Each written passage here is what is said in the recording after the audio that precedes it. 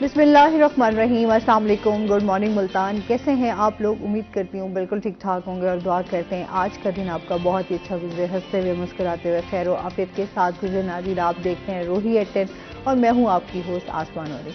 एक नई सुबह में आपको खुश आमदीद कहते हैं जनाब। कैसा जा रहा है आपका दिन? यकीनन अच्छा ही जा रहा होगा। और इसके साथ साथ आज एक बात करूंगी, कल एक बहुत ही अफसोसनाक जो वाक़या पेश आया। जैसे हम कल भी बात कर रहे थे कि आटे की वजह से बहुत ज़्यादा कल यहाँ पर जो है वो ट्रैफिक भी जाम रही। स्टेट बैंक के पास बहुत सारी आपको लोग भी नज़र आए, हजूम भी नज़र आया, लाइनें लगी हुई थी बहुत ज़्यादा। उसी में जो है एक बुजुर्ग की डेथ भी हो गई। ये एक अफसोसनाक वाक़या पेश आया। सिर्फ इस भगदौड़ की वजह से, वहाँ पर बहुत ज़्यादा रश होने की वजह से और एक इंतज़ामिया की तरफ से कोई चेक एंड बैलेंस नहीं था, कोई इस तरह का इंतज़ाम नहीं था जिसकी वजह से जो है लोगों को कोई आसानी मिल सकती। वही बात आ जाती है कि अभी तक हम इन चीज़ों से बाहर ही नहीं निकल रहे, हम इन्हीं चीज़ों को फेस कर रहे हैं। माह रमज़ान आने वाला है, लोग बहुत ज़्यादा परेशानी का शिकार हैं। आपको पता है कि महंगाई की वजह से वैसे ही जो है वो लोग इस चीज़ से सफ़र कर रहे हैं। सिर्फ एक आटे की खातिर के, सिर्फ एक रोटी की खातिर जो है यहाँ पर लोग मर रहे हैं। तो हमारे हुक्मरानों को इस पर बहुत ज़्यादा गौर करने की ज़रूरत है, बहुत ज़्यादा फिक्र करने की ज़रूरत है कि इस टाइम आवाम को रिलीफ दें। हम लोग ये देख रहे हैं कि मुल्क में एक अफरा तफरी का समा है, बस एक इक़्तिदार के चक्करों से ये लोग बाहर ही नहीं आ रहे। बस एक कुर्सी की जंग लड़ी जा रही है और उसमें लोग जो है वो बहुत ज़्यादा पिस रहे हैं। आम बंदा जो है वो सफ़र ज़्यादा कर रहा है। तो खुदारा इस चीज़ को सोचने की ज़रूरत है कि अब बस कर दें, कुछ मुल्क के बारे में सोचें। बहुत ज़्यादा तमाशा बन चुका है, बहुत ज़्यादा लोग जो है वो इस चीज़ से गुजर रहे हैं। तो अवाम के बारे में सोचें कि इनके बारे में, कि हमारा मुल्क है तो हम इसी से हैं। जब मुल्क ही नहीं होगा तो फिर हम किस चीज़ के हैं? तो हर शहरी की एक जो अपनी जिम्मेदारी है उसको भी समझने की ज़रूरत है कि हमारे ऊपर क्या लागू बनता है। तो इस चीज़ के साथ ही मैं अपने प्रोग्राम का सिलसिला आगे बढ़ाऊंगी। हमारे साथ गेस्ट भी मौजूद हैं, उनसे भी बातचीत होगी। हमारी मुल्तान की टॉप स्टोरीज होती हैं वो भी हम डिस्कस करेंगे। तो सबसे पहले जो आज हमारे साथ गेस्ट मौजूद हैं वो हैं जी डॉक्टर नवीद अहमद। आज हमारे साथ मौजूद हैं जो कि असिस्टेंट डायरेक्टर फिशरीज हैं और डेवलपमेंट बोर्ड। अस्सलाम वालेकुम, कैसे हैं आप? ठीक हैं, वेलकम कहते हैं अपने शो में आपको। और इसके साथ ही जनाब हमारे साथ हमारी रोही की रिपोर्टर हैं सुहिरा तारिक। अस्सलाम वालेकुम सुहिरा, कैसी हैं आप? ठीक ठाक हैं, वेलकम कहते हैं अपने शो में आपको। अच्छा जी, आज बात होगी कुछ एजुकेशन से रिलेटेड भी बात होगी, इम्तिहानात के हवाले से, और साथ साथ आज हम बात करेंगे जो है फिशरीज के हवाले से कि इनका जो प्रोजेक्ट चल रहा है वो क्या क्या है, किस तरह हम जो है नौजवान जो है वो रोज़गार उनको फ्राहम हो सकता है। थोड़ा सा इस हवाले से डिटेल से इनसे बात होगी। सर क्या हाल चाल हैं? ठीक ठाक हैं आप? अल्लाह के एहसान, आप ठीक हैं? अल्हम्दुलिल्लाह। सबसे पहले तो आपका शुक्रिया, आपने अपने शो में मदऊ किया हमें। आपकी मेहरबानी, आपकी पूरी टीम की शुक्रगुजार हूँ मैं। बहुत शुक्रिया। अच्छा, आपके साथ सबसे पहले तो ये जान लेते हैं ना, इस टाइम जो केज फिश फार्मिंग है ये क्या है? केज एक बेसिकली एक मछली के पिंजरे को बोलते हैं, जहाँ पे एक पिंजरा बनाते हैं छोटा सा और उसमें मछली का कल्चर करते हैं। क्योंकि दुनिया इस वक्त टेक्नोलॉजी के ऊपर काम कर रही है, पूरी दुनिया केज के ऊपर काम कर रही है। तो पाकिस्तान गवर्नमेंट ने भी, फिशरीज डेवलपमेंट बोर्ड ने स्पेशली इस पे 2008 से इस केज के ऊपर काम किया है। तो ये जो ओपन वाटर बॉडीज़ हैं, जो नेचुरल रिसोर्सेज हैं पाकिस्तान के, तो उसमें एक हम लोग मछली का पिंजरा लगाते हैं, तो उस पिंजरे के अंदर मछली कल्चर करते हैं, तो उसको केज बोलते हैं। सही। अच्छा, इस हवाले से हम ये भी देखते हैं ना कि लोगों का अब रुझान इस तरफ बहुत ज़्यादा बढ़ गया है फिश फार्मिंग के हवाले से। आप लोगों की क्या प्रोजेक्ट चल रहे हैं? देखें, हमारे पास पाकिस्तान में शुरू से एक मछली की ट्रेडिशनल फार्मिंग चल रही है। वो जो ज़मीनें मौजूद है हमारे पास, उसमें ही हम लोग मछली कल्चर करते हैं। 1 एकड़ का पान होता है, 2 एकड़ का पान होता है, या ट्रेडिशनल फार्मिंग में 50-50 एकड़ की फार्मिंग होती है। तो गवर्नमेंट ऑफ पाकिस्तान ने, स्पेशली फिशरीज डेवलपमेंट बोर्ड ने ये सोचा कि जो पाकिस्तान के अनटेप्ड वाटर हैं, जो पाकिस्तान के नेचुरल रिसोर्सेज मौजूद हैं, जो ऑलरेडी जिसके ऊपर काम नहीं हो रहा, तो वहाँ पे क्यों ना केज टेक्नोलॉजी लगाई जाए। क्योंकि हम लोग जो फिश फार्मिंग करते हैं पॉन्ड उसके ऊपर, तो तकरीबन 700 से 8,000 मछली के दाने हम लोग 1 एकड़ में फार्मिंग करते हैं। तो ये एक छोटा सा एरिया होता है जिसमें तकरीबन उसकी 20 फीट बाय 20 फीट बाय उसकी जो गहराई होती है वो 10 फीट होती है। तो जब वो हम उस पर पॉन्ड फार्मिंग पे आते हैं तो वो एक बड़ा एरिया होता है। तो उसी टेक्नोलॉजी को आगे बढ़ा के वहाँ पे हम लोग 1,000 दाने मछली के रखते हैं और इस छोटे से एरिया में हम लोग 3,000 दाने रख सकते हैं। वो डिपेंड अपान कि आप कौन सी मछली कल्चर कर रहे हैं। तो एक छोटी सी एरिया में 3 गुना ज़्यादा आप फार्मिंग कर सकते हैं, एक छोटी सी एरिया में आप 3 गुना ज़्यादा आप प्रॉफिट ले सकते हैं। तो गवर्नमेंट ऑफ पाकिस्तान इस पे काम कर रही है, फिशरी डेवलपमेंट बोर्ड इस पे अच्छा बहुत अच्छा काम कर रहा है। बेसिकली इस प्रोजेक्ट का मकसद ये है कि जो अनटेप्ड वाटर है उसको यूटिलाइज़ किया जाए, और जो ऑलरेडी मछली की फार्मिंग कर रहे हैं या जो इस शोबे में आना चाह रहे हैं, तो उसके लिए गवर्नमेंट ऑफ पाकिस्तान ने 3 प्रोजेक्ट लॉन्च किए हैं सूबों के साथ मिलके। उसमें एक cage culture cluster development project है, दूसरा pilot shrimp farming cluster development project है, और तीसरा promotion of trout in northern areas project मौजूद है। इसको तीनों प्रोजेक्ट्स को जो हेड कर रहा है, सुपरवाइज कर रहा है, फिशरीज डेवलपमेंट बोर्ड कर रहा है। हमारे सीईओ साहब हैं जनाब मोहम्मद जुनैद भट्टू साहब, उसकी सुपरविजन में 3 पीडीज इसके ऊपर काम कर रहे हैं। डॉक्टर सफ़िया मुश्ताक इसकी प्रोजेक्ट डायरेक्टर केज कल्चर की, और मुरातिब अली अवान साहब हैं वो श्रिम्प फार्मिंग के प्रोजेक्ट डायरेक्टर हैं, और तनवीर जमान साहब हैं वो ट्राउट फार्मिंग के प्रोजेक्ट डायरेक्टर हैं। तो इस प्रोजेक्ट के तहत जो 2 प्रोजेक्ट्स हैं, श्रिम्प फार्मिंग वाला और केज वाला, वो इस वक्त 3 सूबों में इम्प्लीमेंट होने जाएगा, जिसमें पंजाब, सिंध एंड बलूचिस्तान है। उसको सुपरविजन एफडीबी कर रहा है।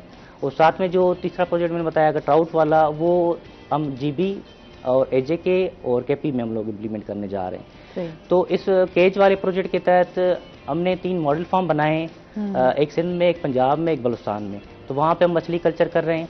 फ्रेश वाटर केजेस तो ऑलरेडी काफ़ी टाइम से 2008 से ऑलरेडी काम हो रहा है उस पर। तो पहली बार फिशरीज डेवलपमेंट बोर्ड ने बलूचिस्तान की कोस्टल एरिया में हम लोग मेरीन केजेस लगा रहे हैं, जहाँ पे मछली जो समंदर वाली मछली है वो हम काश्त करेंगे इंशाल्लाह। अच्छा, इन दोनों में क्या फ़र्क आप समझते हैं? जो फार्मिंग वाली होती हैं उनके टेस्ट में, और जो आप समंदर से पकड़ते हैं मछलियाँ, उनके टेस्ट में फ़र्क होता है?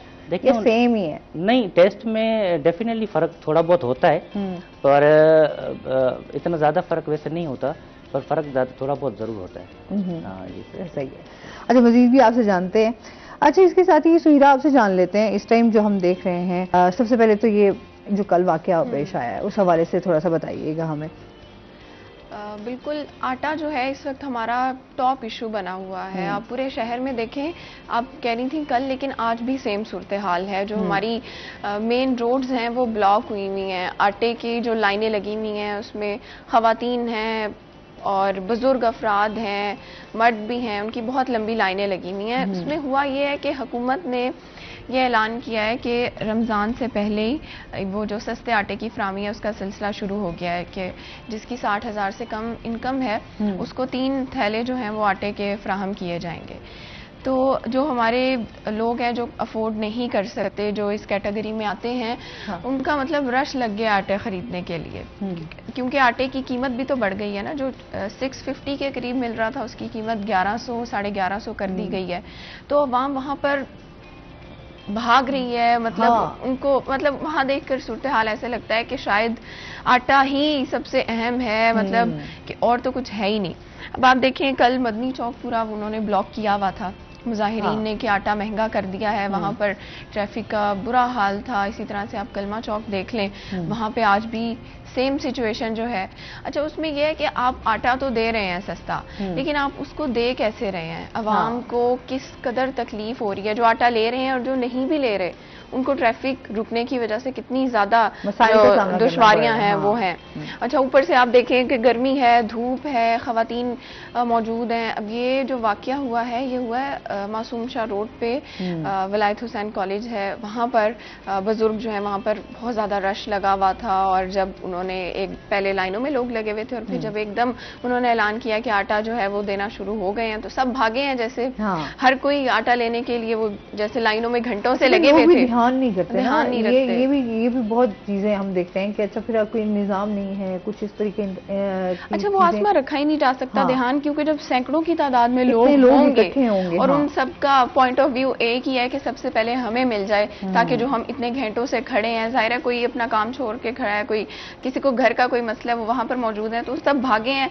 अब जो अच्छा होना ये चाहिए कि बुजुर्ग अफराद की अलग लाइन होनी चाहिए, उनके लिए बैठने का भी स्पेशल इंतजाम होना चाहिए, बुजुर्गों के लिए, ख़वातीन के लिए, क्योंकि लोग कमज़ोर होते हैं, मतलब कई घंटे खड़े रहना बहुत मुश्किल है। फिर देखें आप बिना पानी का इंतज़ाम है, तो अब वो बुजुर्ग वहाँ पर जो है गिरे हैं जब नीचे, तो उसी वक्त उनकी जो है वो डेथ हो गई है। मतलब अब देखें ना, वो कितनी परेशानी में होंगे वहाँ पे। हाँ बिल्कुल ऐसे ही है, कितनी परेशानी में होंगे, मतलब कि क्या उनके दिल पे गुजरी होगी वही जानते हैं। उनकी फैमिली, जाहिर सी बात है कि लोगों के ये जो हालात हैं इस टाइम, बस एक वो कहते हैं ना बेरोजगारी बढ़ गई, फिर हम लोगों की अब चोरी डकैती, ये चीजें भी अब बहुत ज्यादा आम हो गई हैं। मैं आज सुबह ही देख रही थी कि घंटा घर चौक के पास जो है परचून की दुकान पे जो है वो लोगों ने रात गए जो है वो डकैती। हाँ देखिए ना, आपके ये तो मतलब एक बहुत मसाइल बढ़ रहे हैं, और खाने का मसला है, खाने का मसला है, खाने का। अब महंगाई भी आप छोड़ दें, अब है आटा और घी, ये दो मेन इश्यूज हैं। आप देखें यूटिलिटी स्टोर्स पर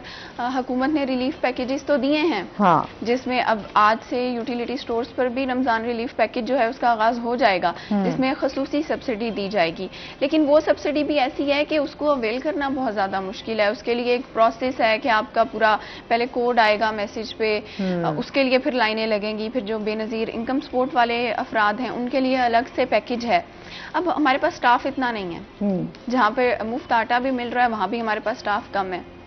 उसके साथ साथ जहाँ पर यूटिलिटी स्टोर्स हैं वहाँ पर भी हमारे पास स्टाफ कम है, और जो सप्लाई है, जो डिमांड है वो बहुत ज़्यादा है, लोगों की तादाद बहुत ज़्यादा है। तो इस चीज़ को बहुत ज़्यादा इसके ऊपर ध्यान देना होगा। अभी आप देखें ना कि हमारे पास ग्राउंड्स मौजूद हैं मुल्तान में, जैसे स्टेट बैंक के बाहर लाइनें लगी हुई हैं, हाँ। आप देखिए वहाँ पर ग्राउंड्स मौजूद हैं, प्ले ग्राउंड्स, वहाँ पर अच्छा खासा इंतज़ाम किया जा सकता है और इज़्ज़त के साथ। और ये जो सारा कल नाखुशगवार वाक़या आया है, इन सब चीज़ों से हटकर वहाँ पर सप्लाई किया जा सकता है, आटा फ्राहम किया जा सकता है। तो ज़रूरत क्या है कि आप रोड्स पर लाइनें लगवा दें औरतों की, और मेन रोड है, लोगों ने जाना है, किसी ने दफ्तर जाना है, स्कूल जाना है, आप रोड्स ब्लॉक कर दें। कल भी हम लोग, मतलब मैं खुद भी बाहर ही थी उस टाइम पे, तो जब रोड्स ब्लॉक थी तो आप देखें कि ट्रैफिक को कितनी ज़्यादा परेशानी होती है। एक एक दो दो घंटे हम लोग ट्रैफिक जैम में फंसे हुए हैं, जो लोग वहाँ पे खड़े हैं। तो ये मेरे ख्याल से जो हमारी इंतज़ामिया है उसको इस पर ठोस इकदाम करने चाहिए, हाँ। कि मतलब अगर आपने आटा देना है तो उसके लिए प्रॉपर, वरना आप ना देना आटा, हाँ, वरना आप लोगों को इस तरह से तंग ना करें ना। सस्ता बाजार लगाते हैं आप, एक प्रॉपर एक ग्राउंड में आप इंतजाम करते हैं, लोग आते हैं वहाँ पर, आप इसी तरीके से ही अगर आपने आटे की फराहमी करनी है तो आप एक प्रॉपर इंतजाम करके लोगों को आटा दें, बिल्कुल, ताकि लोगों के लिए भी थोड़ी आसानी हो सके। लेकिन बस यहाँ पर हमारे इस टाइम जो हालात हैं, अच्छा मुझे ऐसे लग रहा था पर्सनली कि मतलब शायद वो दिखाना ये चाहते हैं कि हम लोग देखें आटा दे रहे हैं, हाँ, लोगों को। मसला तो यही है ना, दिखाने कि आटे की कमी नहीं है, आटा हम दे रहे हैं यहाँ पर। बस ये लोगों की भी समझ नहीं आती ना, लोग इस चीज को अंडरस्टैंड ही नहीं कर रहे। बिल्कुल ऐसे ही है। और अब तो पता नहीं, शायद पाकिस्तान के, हमारे मुल्क के दो ग्रुप्स बनने वाले हैं ना, एक गरीब तबका, हाँ, और एक अमीर तबका। दोनों को पेट्रोल भी अलग कीमत पर मिला करेगा। अब एक नया ये भी थोड़ा सा आ गया जी, आपको थोड़ा बहुत पेट्रोल पे आपको रिलीफ मिलेगा, लेकिन उसमें भी अब देखना ये चीजें, इनकी इतनी मिसमैनेजमेंट है कि इन चीजों में भी लोग बहुत ज्यादा फिर ज्यादा सफर करेंगे, ज्यादा मसाइल ज्यादा सफर करेंगे। देखिए ना, बराबरी होनी चाहिए, हाँ, आप लोगों को जरिए मौज देना, हाँ। ये तो एक ऐसे मतलब मुफ्त वाली चीज हो गई या सब्सिडी हो गई, ये तो ऐसे है कि आप अवाम को भीख की तरफ लेकर जा रहे हैं, उनको मतलब इस तरह से सिखा रहे हैं कि आपको फ्री मिलेगा, हाँ। हालांकि उसमें बेशतर लोग वो होते हैं जो कि दिन भर मेहनत मजदूरी कर रहे होते हैं। मजदूर जो हमारे लेबर्स हैं, उनकी एक बहुत बड़ी तादाद वहाँ पर मौजूद होती है, जो अपना काम काज छोड़ के वहाँ खड़े हैं। तो इस चीज को भी दिहाड़ी भी गई आपका, वैसे ही हम लोगों के हालात जिस तरह के चल रहे हैं, तो अवाम जो है वो, अच्छा फिर आगे सुनने में यही आ जाता है कि अच्छा जी खुराक का बहरान भी होने वाला है। इस तरह की बहुत सारी चीजें जो है वो सुनने को मिल रही होती हैं कि अवाम, यकीन करो दिन ब दिन आप मेंटली तौर पे प्रिपेयर होते हैं कि अभी कुछ ना कुछ नया जो है, रोज आपको कोई चैलेंजेस आपके सामने होंगे और आपको उनका सामना करना पड़ेगा। बिल्कुल ऐसे ही आसमा। अच्छा, इसमें मजीद भी बात करते हैं। सर सबसे पहले तो जो इस टाइम बेरोजगार, जिस तरह अभी बता, हम महंगाई की हवा कर रहे हैं, बहुत ज्यादा बेरोजगारी भी है, तो जो बेरोजगार नौजवान हैं आप उनको किस तरह ट्रेनिंग देते हैं?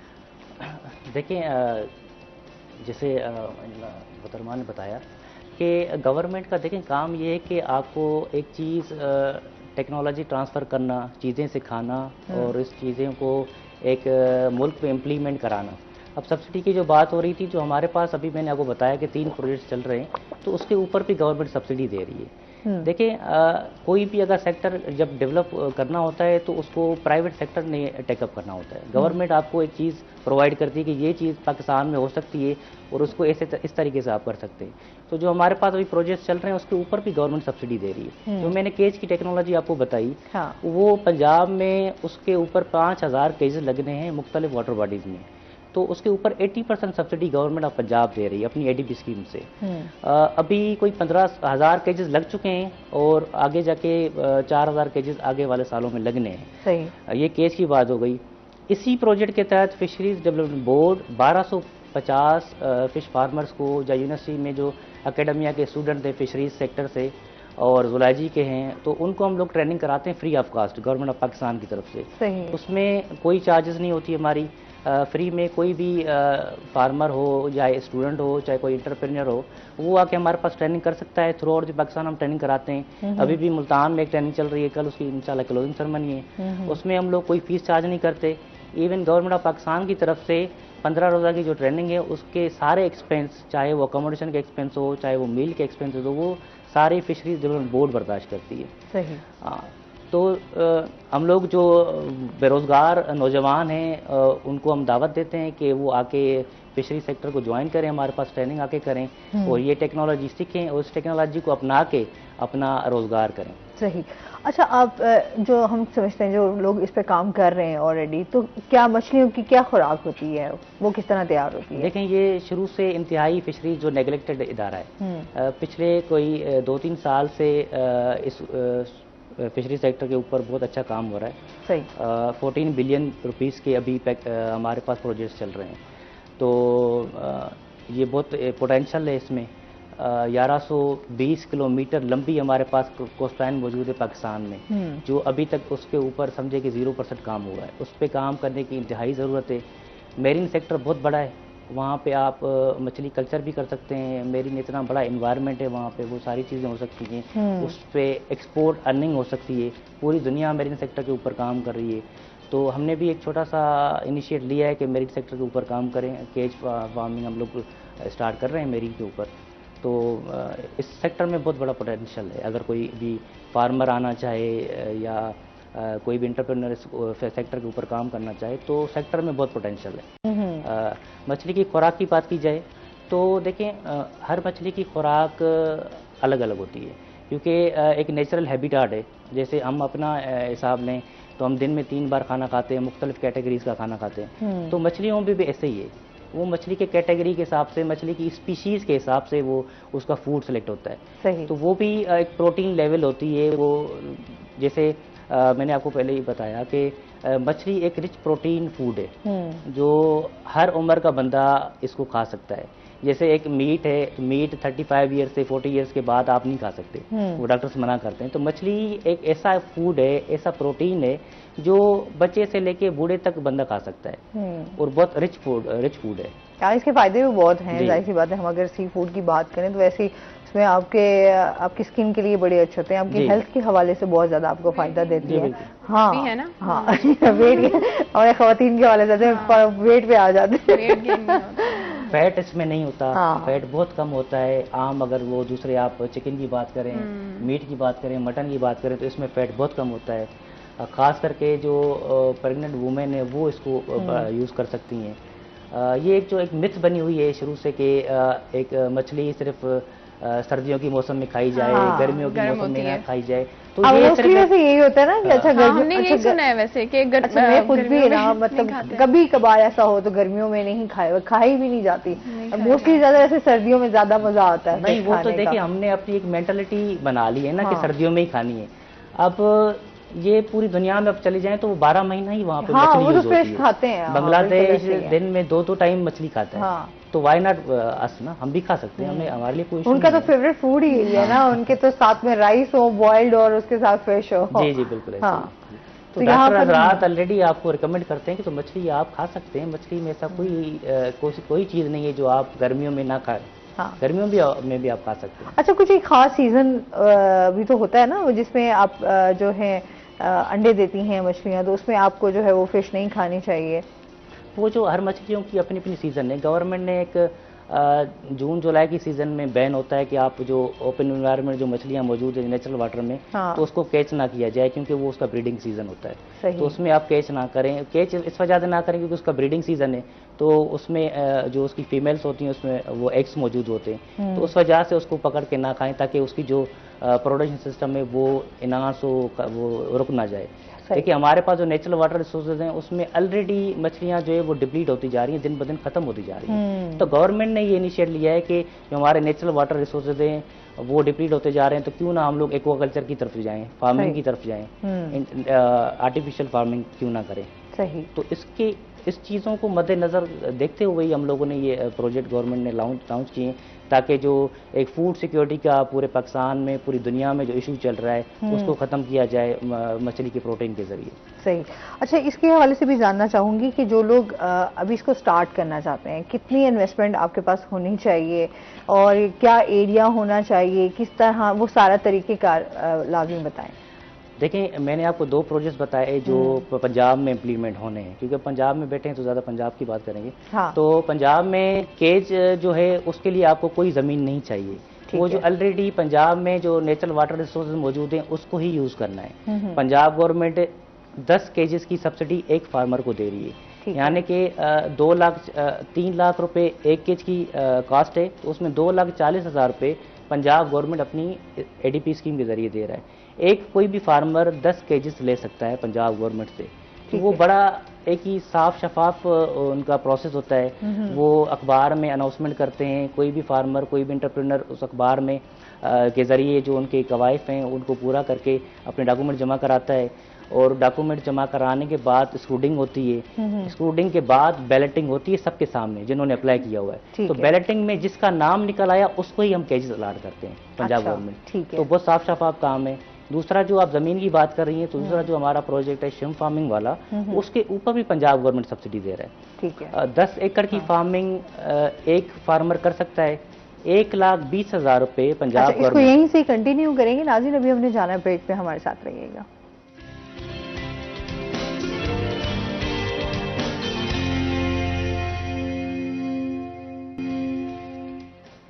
वेलकम बैक नाजरीन, रोही एयरटेल में आपको खुश आमदीद कहते हैं और चलते हैं अपने सेगमेंट की तरफ, टुडेज वेदर।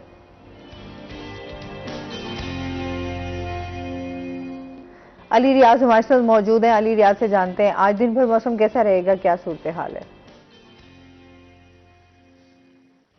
जी बिल्कुल, शहर वाले मुल्तान के मौसम के हवाले से आज अगर बात की जाए तो महकमा मौसम जम से पेशेंट की जा रही है कि आज आने वाले 24 घंटों के दौरान मुल्तान दिनों में मतलब जो है जुज़वी तौर पर अवलुद रहेगा। ताहम सुबह के वक्त मौसम जो है खासा बेहतर था, ठंडी हवाएं चल रही थी, लेकिन इस वक्त जो सूरत हाल है खासी इसके बिल्कुल बरक्स है।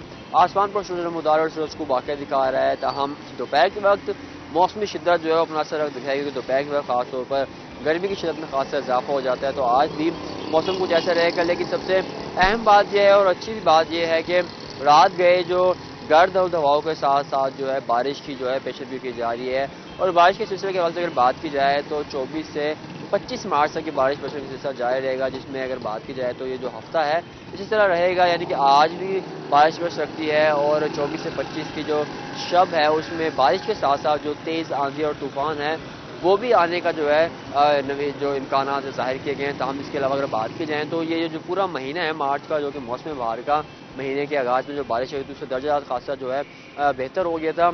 लेकिन आज जो है बताया जा रहा है कि आज मौसम कुछ अपने मामूल के मुताबिक रहेगा और एक हफ्ते बाद मौसम की रूटीन दोबारा से अपनी मामूल के मुताबिक हो जाएगी, गर्मी शिद्दत में इजाफा हो जाएगा। लेकिन बारिश में जो सिलसिला है ये 25 से 26 मार्च के बाद जो इख्तिताम पजीर हो जाएगा। अगर बात की जाए दर्जात के हवाले से तो आज जो ज़्यादा दर्जात है वो 30 से 32 डिग्री सेंटीग्रेड तक रहने का इम्कान है, जबकि सुबह के वक्त कम से कम दर्जात की बात की जाए तो 15 डिग्री सेंटीग्रेड को आगे था। हमें नमी के तनाव में अगर बात की जाए तो वो 75% रिकॉर्ड किया गया था। जी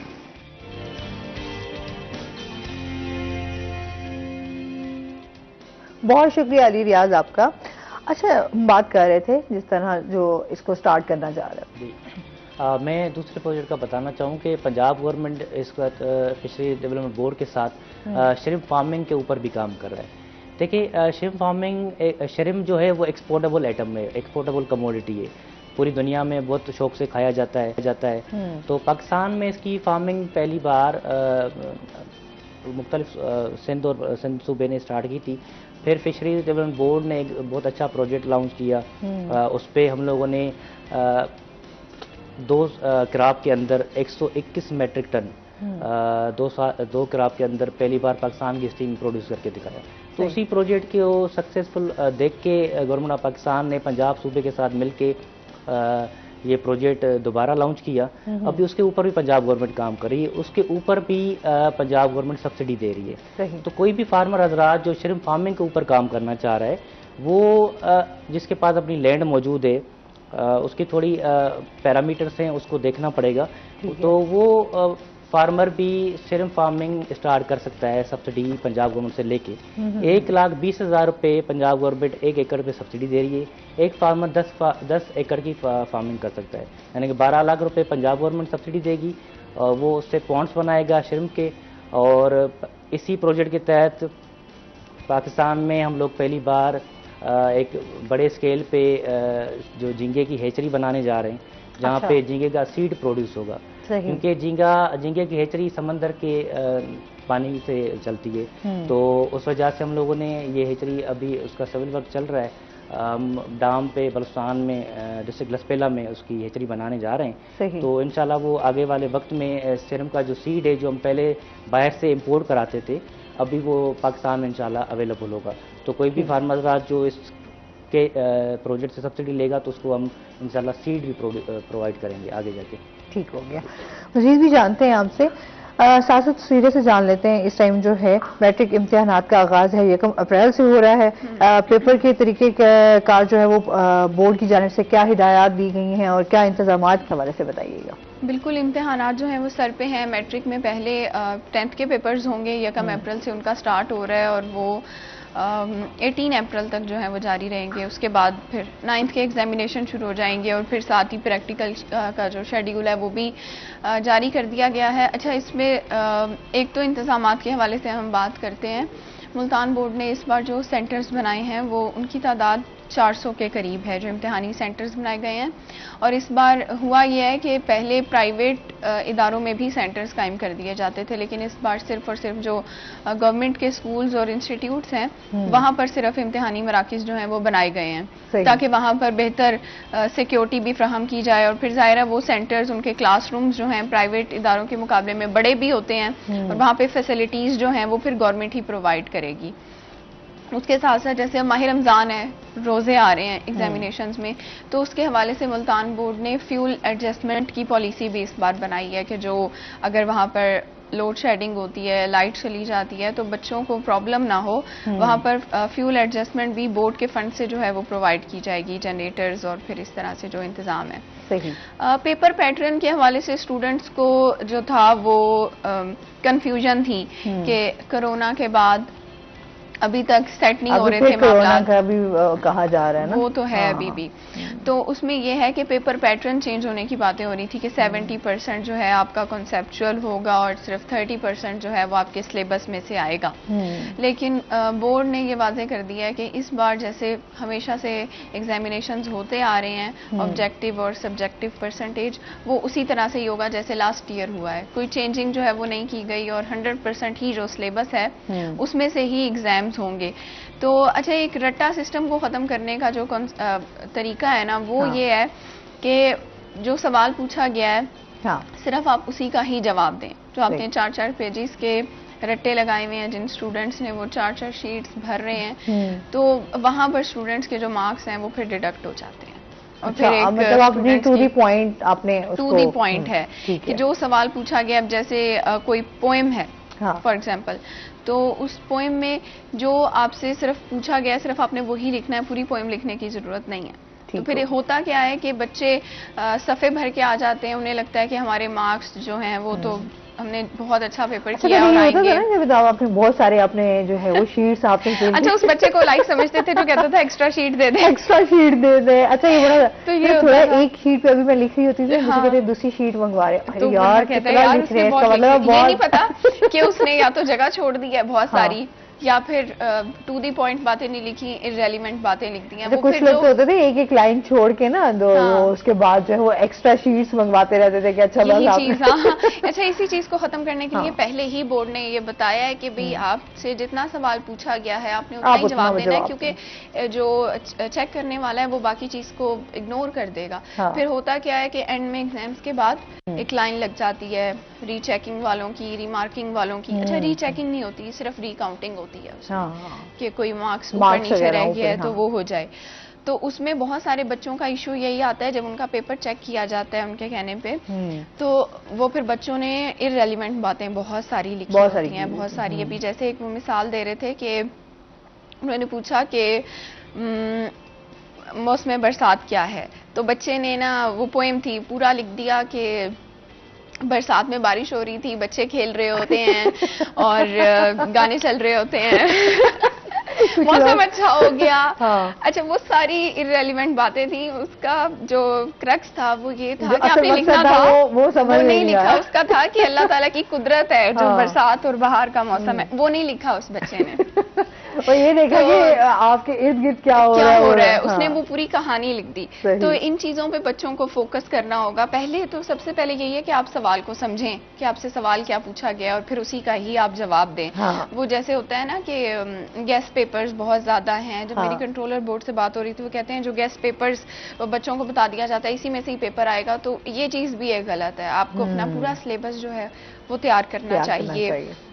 इसके अलावा हम इंतजामात की बात करें तो जो मैट्रिक 9th और 10th में मिक्स अगर हम बात करें तो तकरीबन 3 लाख के करीब बच्चे जो हैं वो अपेयर होंगे एग्जाम्स में। और फिर रोल नंबर स्लिप्स वो भी जारी कर दी गई हैं। इस हवाले से भी है कि अब 10 दिन ही रह गए हैं। अगर जिन बच्चों को, प्राइवेट बच्चों को नहीं मिलती हैं, वो अपनी जो स्लिप्स हैं वो या तो ऑनलाइन निकाल सकते हैं। अगर ऑनलाइन भी उनका डाटा मौजूद नहीं है तो भी अब बोर्ड के ऑफिस अभी वक्त है, अभी जाकर अपनी स्लिप्स वहाँ से हासिल कर सकते हैं, बजाय इसके कि आपको आखिरी दिनों में इशू हो। तो अभी 10 दिन का टाइम है 1 अप्रैल तक, तो बच्चे हासिल कर सकते हैं। अभी काफी टाइम है इस हवाले से।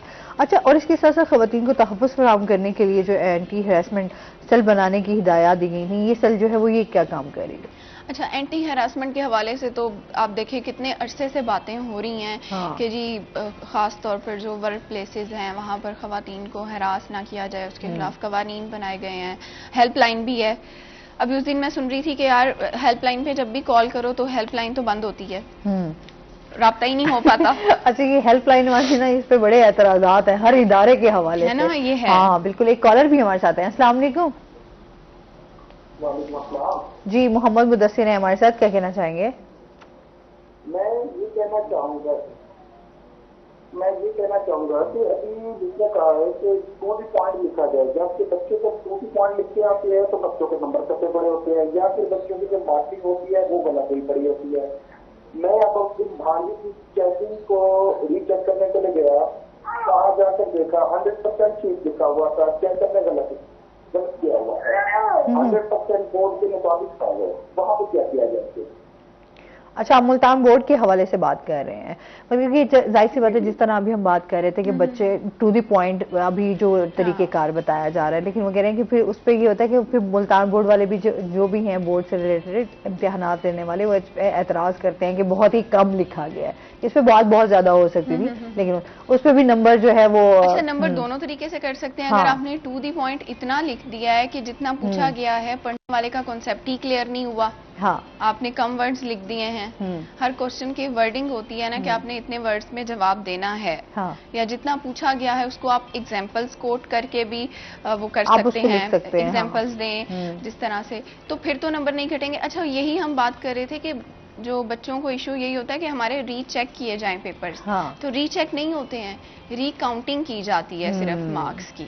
अच्छा, ये बड़ा कम होता है कि फिर जब बच्चे बहुत ज्यादा इसके ऊपर जो एक पूरा प्रोसीजर है आप उसको देखते हैं, फिर बड़ा लेट हो जाए। कुछ लोग तो फिर इस चीज को वो करते हैं, जैसे टीचर्स वगैरह। मुल्तान बोर्ड भी फिर इसके ऊपर तवज्जो नहीं देता कि रीचेकिंग की जाए। रीचेकिंग का रूल ही नहीं है ना। कि रीचेकिंग का रूल ही नहीं है, उसमें यह है क्योंकि पेपर एक बार चेक नहीं ना होता, 3 से 4 मराहिल में पेपर को चेक किया जाता है। पहले एक जिसने इन्वेल्प में से निकाला पूरा चेक किया, फिर उसके बाद एक और एग्जामिनेशन इंस्पेक्टर होगा, वो इसको चेक करेगा, और फिर उसके बाद एक और टीम है वो इसको चेक करेगी। तो देखिए इसमें फिर गलती की गुंजाइश नहीं ना रह जाती अगर हम अपने इदारे पे ट्रस्ट ही नहीं करेंगे। अच्छा, अगर हर बच्चा जो एक निज़ाम बना हुआ है ना, तालीमी निज़ाम हमारा, अगर ये पहले से ही दुरुस्त होता ना तो शायद आज हमें इन मसाइल का सामना भी ना करना पड़ता, और ना ही आज हमें जो है दोबारा से कोई चेंजिंग्स लाने की जरूरत पड़ती। और बात आ जाती है कि हमारा जो एक रट्टा सिस्टम और फिर जो पहले से तरीकेकार, आपकी शीट्स भरी होनी चाहिए, आपको ज्यादा लिखना पड़ेगा,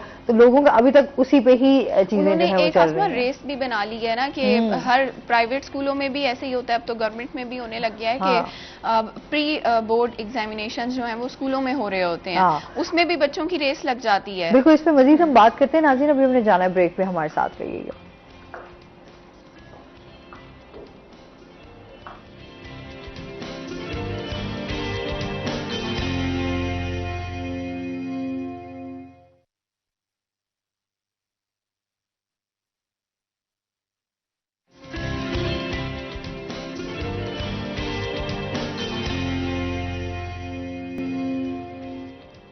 वेलकम बैक नाजरीन, रोही एटन में आपको खुश आमदीद कहते हैं। अच्छा जी, इसके साथ साथ हम आपसे ये भी जानना चाहेंगे, दुनिया के हम बाकी ममालिक में देखें तो वहाँ पर जो है केज फार्मिंग की क्या सूरत हाल है? देखें, पूरी दुनिया में केज फार्मिंग पे इस वक्त काम किया जा रहा है। जिस जिस ममालिक में कोस्टल एरिया मौजूद है, समंदर मौजूद है, वहाँ पे समंदर में बहुत लार्ज स्केल पे फार्मिंग हो रही है, फ्रेश वाटर में लार्ज स्केल पे फार्मिंग हो रही है। तो उसी चीज़ों को मद्देनज़र रखते हुए पाकिस्तान ने भी 2008 से, उससे पहले कुछ प्रोजेक्ट्स थे उस पर भी काम किया। 2008 से ऑनवर्ड अभी तक उस इन केज के ऊपर काम हो रहा है। तो दुनिया से तो चले हम अब भी भीड़ नहीं कर सकते क्योंकि वो काफ़ी आगे हैं पाकिस्तान से, हम टेक्नोलॉजी में अभी बहुत पीछे हैं। जी बिल्कुल, पर गवर्नमेंट ऑफ पाकिस्तान और जो सूबे हैं इसके ऊपर काम कर रहे हैं कि किसी तरीके से ये इम्प्लीमेंट हो जाए, और बहुत अच्छा जा रहा है। काफ़ी जो फार्मर हजरात हैं जो पहले ट्रेडिशनल फार्मिंग करते तो काफ़ी इस पे आ रहे हैं। अभी हम मुल्तान में जो ट्रेनिंग करा रहे हैं उसमें 47 पार्टिसिपेंट्स हैं फ्राम मुल्तान और फ्राम पंजाब। आप पूरे, अगर हम सिर्फ जनूबी पंजाब की बात करें तो इस टाइम जनूबी पंजाब में क्या सूरत हाल चल रही है? जनूबी पंजाब में ये जो डीजी खाम में एक प्याला झील है, वहाँ पे 190 केजेस लगे हुए हैं। अच्छा। जो पंजाब गवर्नमेंट सब्सिडी के ऊपर दिया हुआ है। ठीक है। अब हेड पंजनत की बात की जाए तो वहाँ पे 160 केजेस लगे हुए हैं, वहाँ पे फार्मिंग हो रही है। वो एक प्राइवेट फार्मर है, वो फार्मिंग कर रहा है। तो जनूबी पंजाब में ज़ोरों शोरों से काम हो रहा है क्योंकि जनूबी पंजाब एक फिशरीज का, मछली फार्मिंग का हब है। हाँ। तो यहाँ पे वैसे भी ट्रेडिशनल फार्मिंग बहुत ज़्यादा हो रही है और साथ ही साथ केज फार्मिंग भी बहुत ज़्यादा हो रही है। ऐसा ऐसा उसको कोशिश कर रहे हैं कि ज़्यादा इम्प्लीमेंट किया जाए। सही। और जैसे ये प्रोजेक्ट का वैसे भी 5 साल का है ड्यूरेशन, तो 5000 केस लग रहे हैं पूरे पंजाब में, तो जनूबी पंजाब में भी ज़्यादा लगेंगे इंशाल्लाह। सही। अच्छा, तो आप क्या समझते हैं, तो एक जो फिश फार्मिंग कर रहे होते हैं तो एक मछली जो है वो कितना टाइम लगता है कि वो तैयार हो जाती है? वो डिपेंड अपॉन के आप कौन सी मछली कल्चर कर रहे हैं ना। ठीक है। कोई जैसे झींगे की फार्मिंग है वो 4 माह का क्रॉप है, 190 या 120 दिन का। अब जो हम लोग अक्सर फार्मिंग करते हैं केज के ऊपर, हाँ। तो पंजाब में इस वक्त तिलापिया और पंगेशियस 2 मछलियां कल्चर कर रहे हैं। सही। तो उसका जो प्रोसेस है वो हम लोग मार्च में स्टार्ट कर लेते हैं केजेस के अंदर, और नवंबर में हम लोग इसकी हार्वेस्टिंग कर लेते हैं। वो डिपेंड अपॉन टेम्परेचर के, टेम्परेचर अगर डिक्रीज होता है तो फिर मछली मरना स्टार्ट कर लेती है। सही। तो टेम्परेचर को देख के हम लोग उसकी हार्वेस्टिंग करना स्टार्ट कर लेते हैं। तो अमूमन वो नवंबर की एंड में या दिसंबर की स्टार्ट में हम लोग हार्वेस्टिंग करना स्टार्ट कर लेते हैं। अच्छा। मछली निकाल लेते हैं केजेस से। अच्छा, क्या केयर करनी पड़ती है? जाहिर सी बात है मछलियाँ जिस तरह आप कह रहे हैं कि टेम्परेचर का भी ख्याल रखना पड़ता है, बहुत सारी और चीज़ें भी होंगी फूड के हवाले से भी। जिस तरह घर में भी आप कोई चीज़ पालते हैं तो उसका ख्याल रखते हैं, तो इस तरह इसका भी बताएं। देखें, जो आपने टेक्नोलॉजी लगाई है केज की, उसकी प्रॉपर मेंटेनेंस आपने देखनी पड़ती है, प्रॉपर मेंटेनेंस करनी पड़ती है। जो आपने मछली रखी है, हाँ। उसकी केयर करनी पड़ती है। उसके जो पैरामीटर्स है, वाटर क्वालिटी पैरामीटर्स, जिसमें टेम्परेचर आ जाता है, डिजॉल्व ऑक्सीजन आ जाती है, पीएच आ जाता है, उसको हमने कंट्रोल करना पड़ता है। डेली बेसिस पे 2 बार मॉनिटरिंग करना पड़ता है, सुबह और शाम में। उसके साथ ही साथ फीडिंग मैनेजमेंट होती है, फीड प्रॉपर देनी पड़ती है। और आपको पता है कि आपके पास एक केज में, एक पिंजरे में कितनी मछली मौजूद है, उसका वेट कितना है, तो उसके हिसाब से फीड रेशन बनता है, फीड रेशो बनता है। सही। तो उस फीड रेशन के हिसाब से हमने दिन में 2 बार फीड कराते हैं, एक सुबह को एक शाम को। तो अच्छा। फीड मैनेजमेंट बहुत इंपॉर्टेंट है, हेल्थ मैनेजमेंट बहुत इंपॉर्टेंट है, क्योंकि आपने जब मछली हार्वेस्टिंग करनी है तो उसकी क्वालिटी अच्छी होनी चाहिए। अगर क्वालिटी अच्छी होगी तभी आप मार्केट में वो सही तरीके से जाके सेल आउट करेंगे और उसकी अच्छी प्राइस मिलेगी। तो हेल्थ मैनेजमेंट आपको देखनी पड़ती है, साथ ही साथ आपने जो टेक्नोलॉजी लगाई है उसकी मैनेजमेंट करनी पड़ती है, उसकी सफाई का निज़ाम देखना पड़ता है। हाँ। ताकि वो जो गंद वगैरह है उसमें ना आ जाए, ताकि वो उसका बेसिकली केज का जो है वो वाटर एक्सचेंज कराना पड़ता है, ताकि वो एक जगह से पानी आए और दूसरी जगह से पानी निकल जाए, ताकि सही। जो उसकी जो वाटर क्वालिटी पैरामीटर्स है वो बैलेंस रहें। वो जो मछली है उसको नेचुरल एनवायरनमेंट दिया जाए ताकि उसकी जो ग्रोथ है वो उस पर कोई इफेक्ट ना हो। तो ये सारी चीज़ें देखनी पड़ती है। सही। जो आप लैंड पे फार्मिंग करते हैं उसका भी पानी एक्सचेंज करना पड़ता है, वो कैसे होता है? उसमें भी देखें ना, जो लैंड पे हम लोग फार्मिंग तालाब बनाते हैं तो हाँ। उसमें भी इनलेट और आउटलेट सिस्टम होता है। एक जगह से पानी आता है और दूसरी जगह से पानी निकालते हैं। तो वो हमारी जो मछली की वैरायटी है उस हिसाब से, उसकी कंडीशन के हिसाब से हम लोगों ने पानी चेंज करना होता है। अमूमन कोई जब वाटर क्वालिटी ख़राब होती है, सपोज डिज़ोल्व ऑक्सीजन कम हो गई या पॉल्यूशन बढ़ गया वाटर में, तो फिर हम पानी चेंज करते हैं। सही जी, ठीक हो गया। अच्छा, क्योंकि इनकी हेल्थ के हवाले से क्या इश्यूज रहते हैं कि मतलब इनको कौन सी ऐसी बीमारी हो सकती है जिससे आपको नुकसान पहुंच सकता है? पाकिस्तान में मछली में आज तक इतनी बड़ी बीमारी कोई भी आई नहीं अभी तक। कोई भी हिस्ट्री आप उठा लें, कोई मछली बीमारी नहीं आई। बर्ड फ्लू आप देख लें, दूसरी आप वो लैंप स्किन थी, वो आप दूसरे एनिमल्स में आती हैं। मछली में ऐसी बीमारी नहीं है जो डायरेक्ट ह्यूमन को अफेक्ट करे। पाकिस्तान में अभी तक कोई रिपोर्ट नहीं की। छोटी छोटी बीमारियां आती रहती हैं, ड्रॉप्सी हो गई, 1-2 बीमारियां और लनिया हो गया, तो वो ट्रीटेबल है, वो ट्रीट हो सकती है। अच्छा। तो वो उसको आप ट्रीट करके मछली को, यानी कि वो उसकी हेल्थ इंप्रूव हो जाती है। तो वो आप ये ना टेंशन लें कि मछली में ऐसी कोई बीमारी है जो डायरेक्ट जाके फिर ह्यूमन पे इफेक्ट करेगी। तो ऐसा कोई इशू अभी तक मछली फार्मिंग में नहीं आया। ठीक है। वायरल डिजीज होती है तो वायरल डिजीज वो इफेक्ट करती है, पर वायरल डिजीज अभी तक पाकिस्तान में कोई मछली में रिपोर्ट नहीं हुई अभी तक। सही। अच्छा, इसके साथ साथ आपसे ये भी जानेंगे, इस टाइम जो हम पाकिस्तान में स्कोप देख रहे हैं वो फिश का ज्यादा, क्योंकि इस बार सुनने में भी आया था कि फिश की बहुत ज्यादा पैदावार आ रही। देखें, वो गवर्नमेंट पाकिस्तान और साथ में जो सूबे हैं इसके ऊपर काम कर रहे हैं, क्योंकि फूड सिक्योरिटी का बहुत बड़ा इशू हो गया है। Natural stock Aahista Aahista deplete होता जा रहा है। तो कोशिश है कि इसका ज़्यादा से ज़्यादा मछली की पैदावार हो, ज़्यादा से ज़्यादा मछली मार्केट में अवेलेबल हो ताकि वो लोग खा सकें।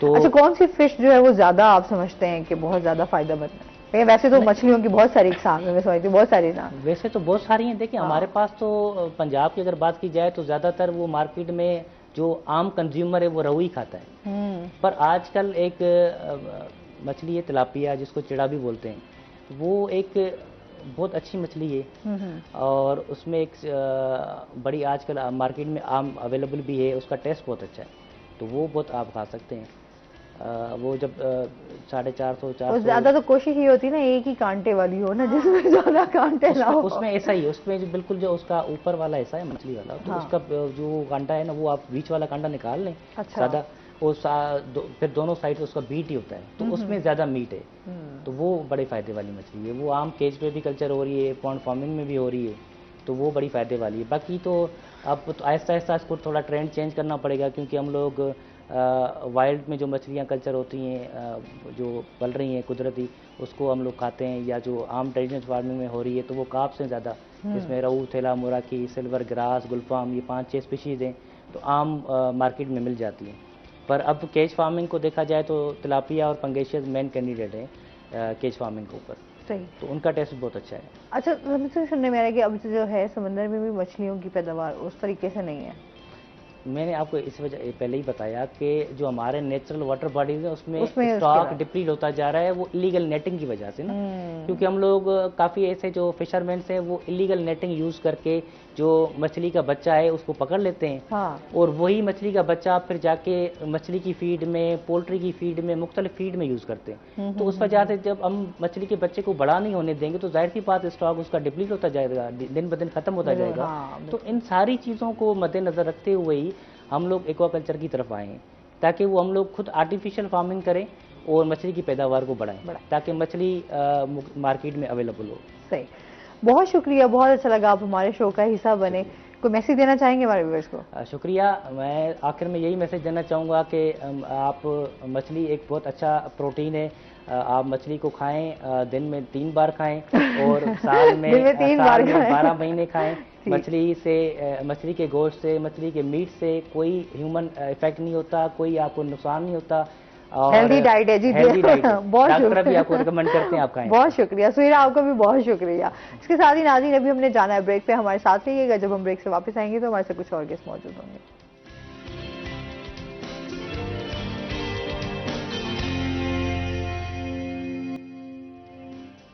वेलकम बैक नाजरीन, रोही एयरटेल में आपको खुश आमदीद कहते हैं। और ब्रेक के बाद हमारे साथ गेस्ट मौजूद हैं, उनका तारुफ करवा देते हैं। आज हमारे साथ मौजूद हैं अफीफा अली, हमारे साथ मौजूद हैं जो कि IPC एक्सपर्ट हैं। अस्सलाम वालेकुम, कैसी हैं आप? ठीक ठाक हैं? वेलकम करते हैं अपने शो में आपको।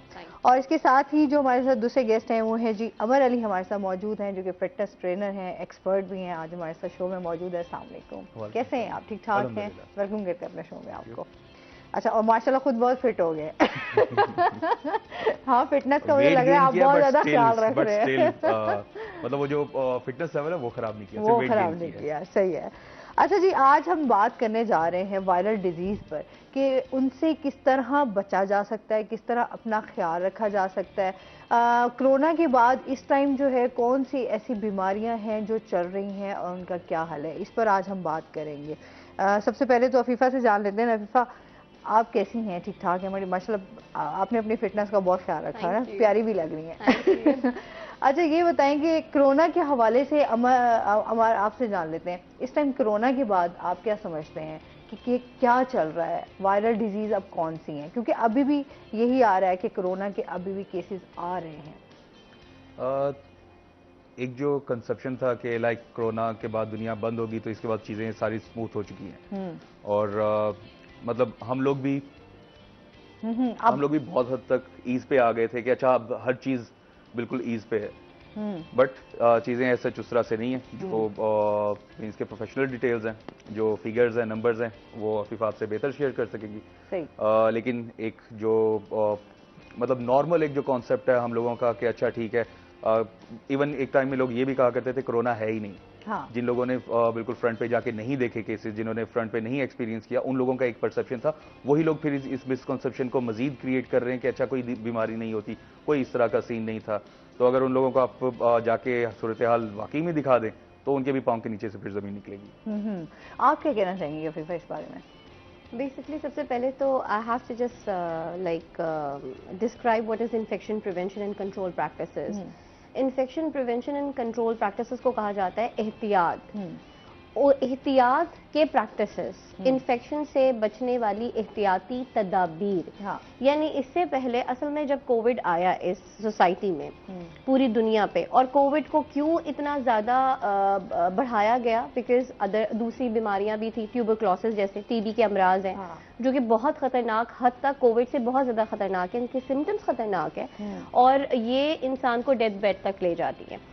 सिमिलरली पोलियो, पाकिस्तान का बहुत खतरनाक किस्म का एक वो है वायरल इन्फेक्शन है जो कि बच्चों में फैलता है और जिस तरह से ये बच्चों को अपाहिज कर देता है। तो ये सारी चीज़ें हमारे सामने हैं। हाँ। लेकिन कोविड ही में क्यों इतना ज़्यादा ये infection prevention and control practices, एहतियाती तदाबीर इन्फेक्शन से क्यों आई गई?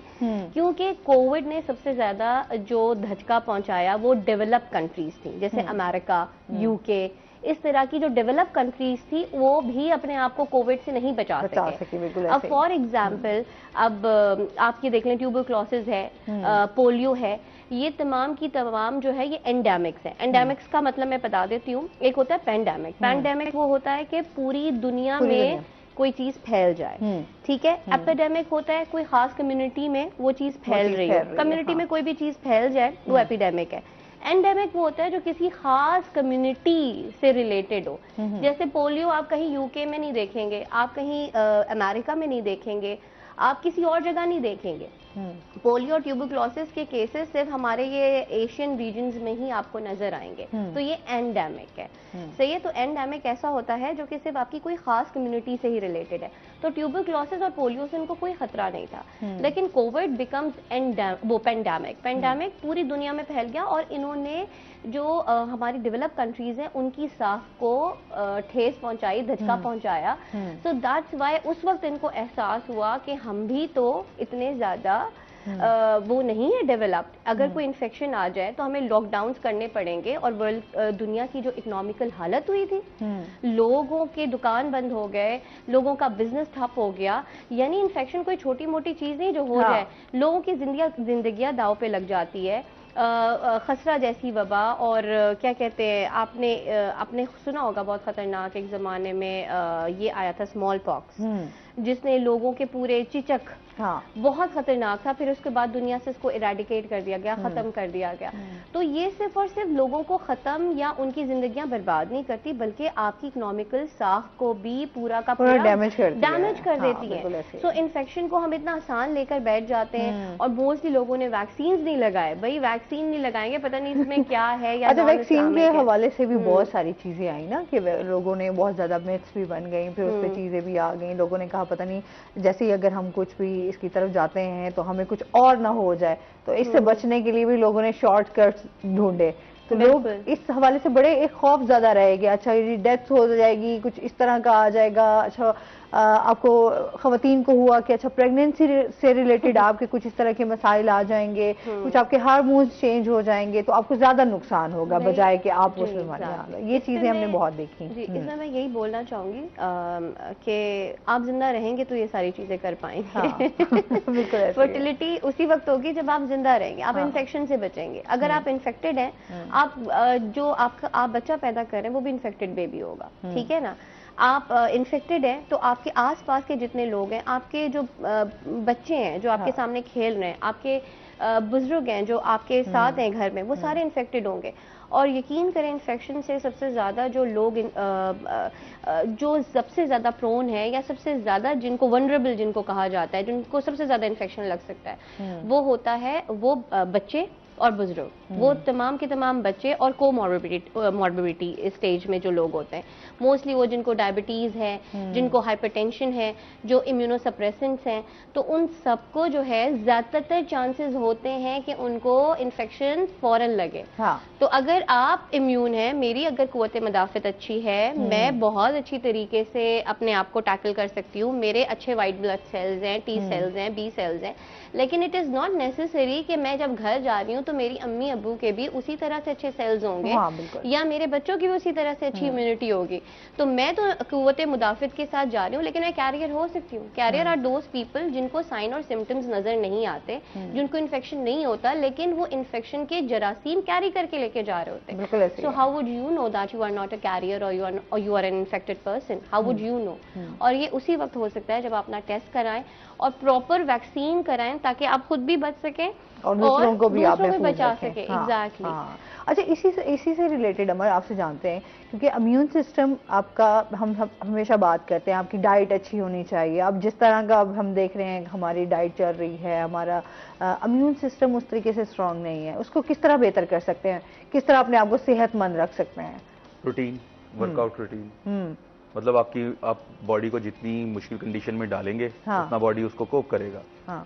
ठीक है, जिस तरह वाइट ब्लड सेल्स हैं, जिस तरह अभी फीफा बता रही थी कि वाइट ब्लड सेल्स का काम है फाइट करना इन्फेक्शन से या जरासीम से, तो वो भी तभी कर सकेंगे जब उनमें भी उतनी एनर्जी होगी, इतनी क्वांटिटी में वो कर रहे होंगे, लड़ाई कर रहे होंगे। और सवाल ये कि आप उनको इम्प्रूव कैसे करें। अगर आप घर में बैठे हैं या आप फास्ट फूड खा रहे हैं या आप मतलब आपकी डाइटरी हैबिट्स ही बुरी हैं, तो आप किस तरह से कह सकते हैं कि अच्छा मेरी कुव्वत मुदाफियत। बिल्कुल, एक कॉलर भी हमारे साथ हैं। अस्सलाम वालेकुम जी, कौन है हमारे साथ? मैं बावलपुर के साथ में बात कर रही हूँ जी, क्या कहना चाहेंगी? मैंने ये पूछना था मैम, मुझे ना 9 साल हो चुके हैं, मेरा कोई बेबी नहीं हुआ। मैंने बहुत ज्यादा ना इलाज वगैरह भी करवाया है, सब कुछ है, हार्मोन्स का प्रॉब्लम बता देते हैं। मैंने ट्यूबों का टेस्ट भी करवाया है, उन्होंने ब्लॉटिंग बताई थी, तो एक ट्यूब तो ऑन है, एक में कहते थे हल्की फुल्की ब्लॉटिंग। अब लेकिन मुझे 1 मंथ से ज्यादा हो गया है कि मुझे ना मेंसेस रेगुलर आ रही हैं, कभी कम आ जाते हैं, कभी ज्यादा आ जाते हैं। मुझे प्रॉब्लम है। तो आप मैं इसकी जी तो आप पूछना क्या चाह रही हैं?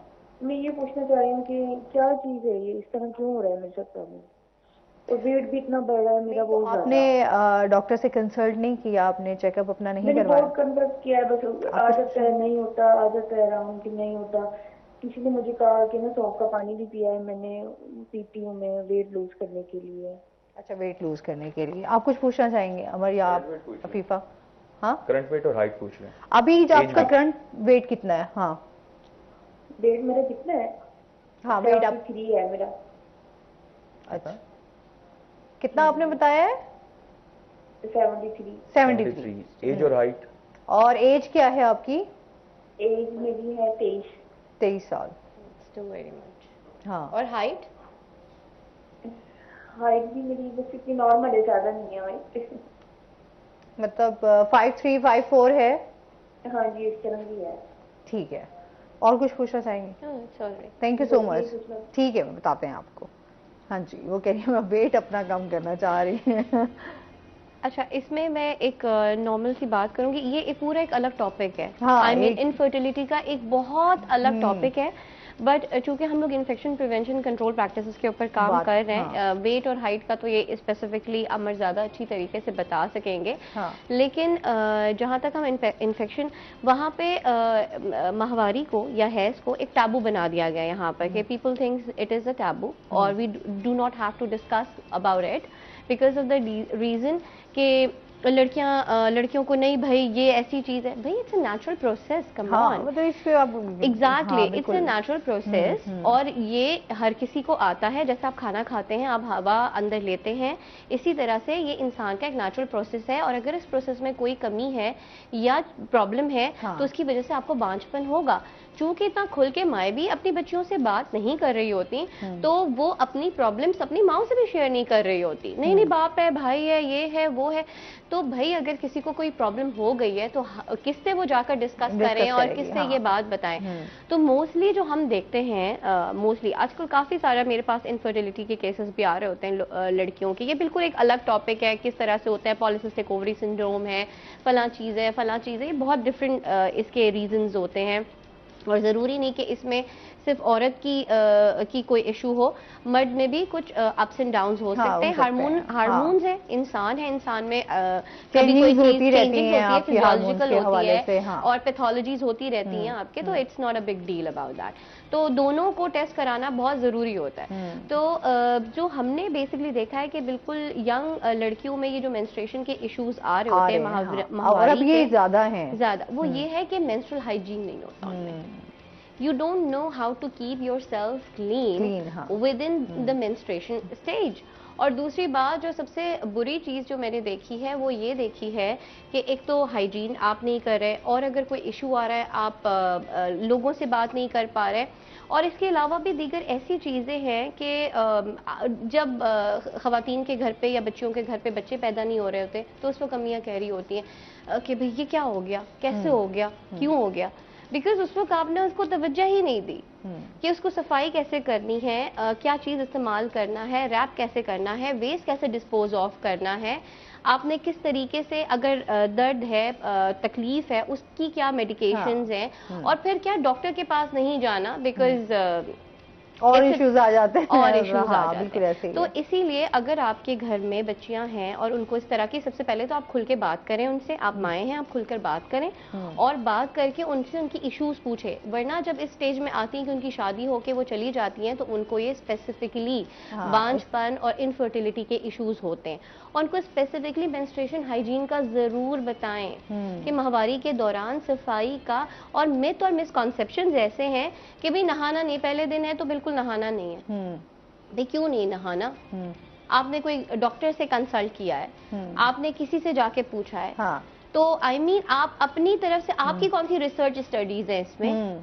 अच्छा, होता है ना हमारे, क्योंकि हम बहुत टाइम से चीजें ये आ रही होती हैं कि अच्छा ये आपने मीट नहीं खाना है, आपने कोई ठंडी चीज नहीं खानी, आपने नहाना नहीं है, जिस तरह अभी हम बात करें, आपने कुछ डेज जो है वो अपना बड़ा ख्याल रखा। कुछ तो ये भी आता था आपने शीशा भी नहीं देखना है, और इस तरह की चीजें बहुत सारी हमने देखी कि बच्चियों को इसी चीज पे ही रखा जाता है। That's what we call myths and misconceptions.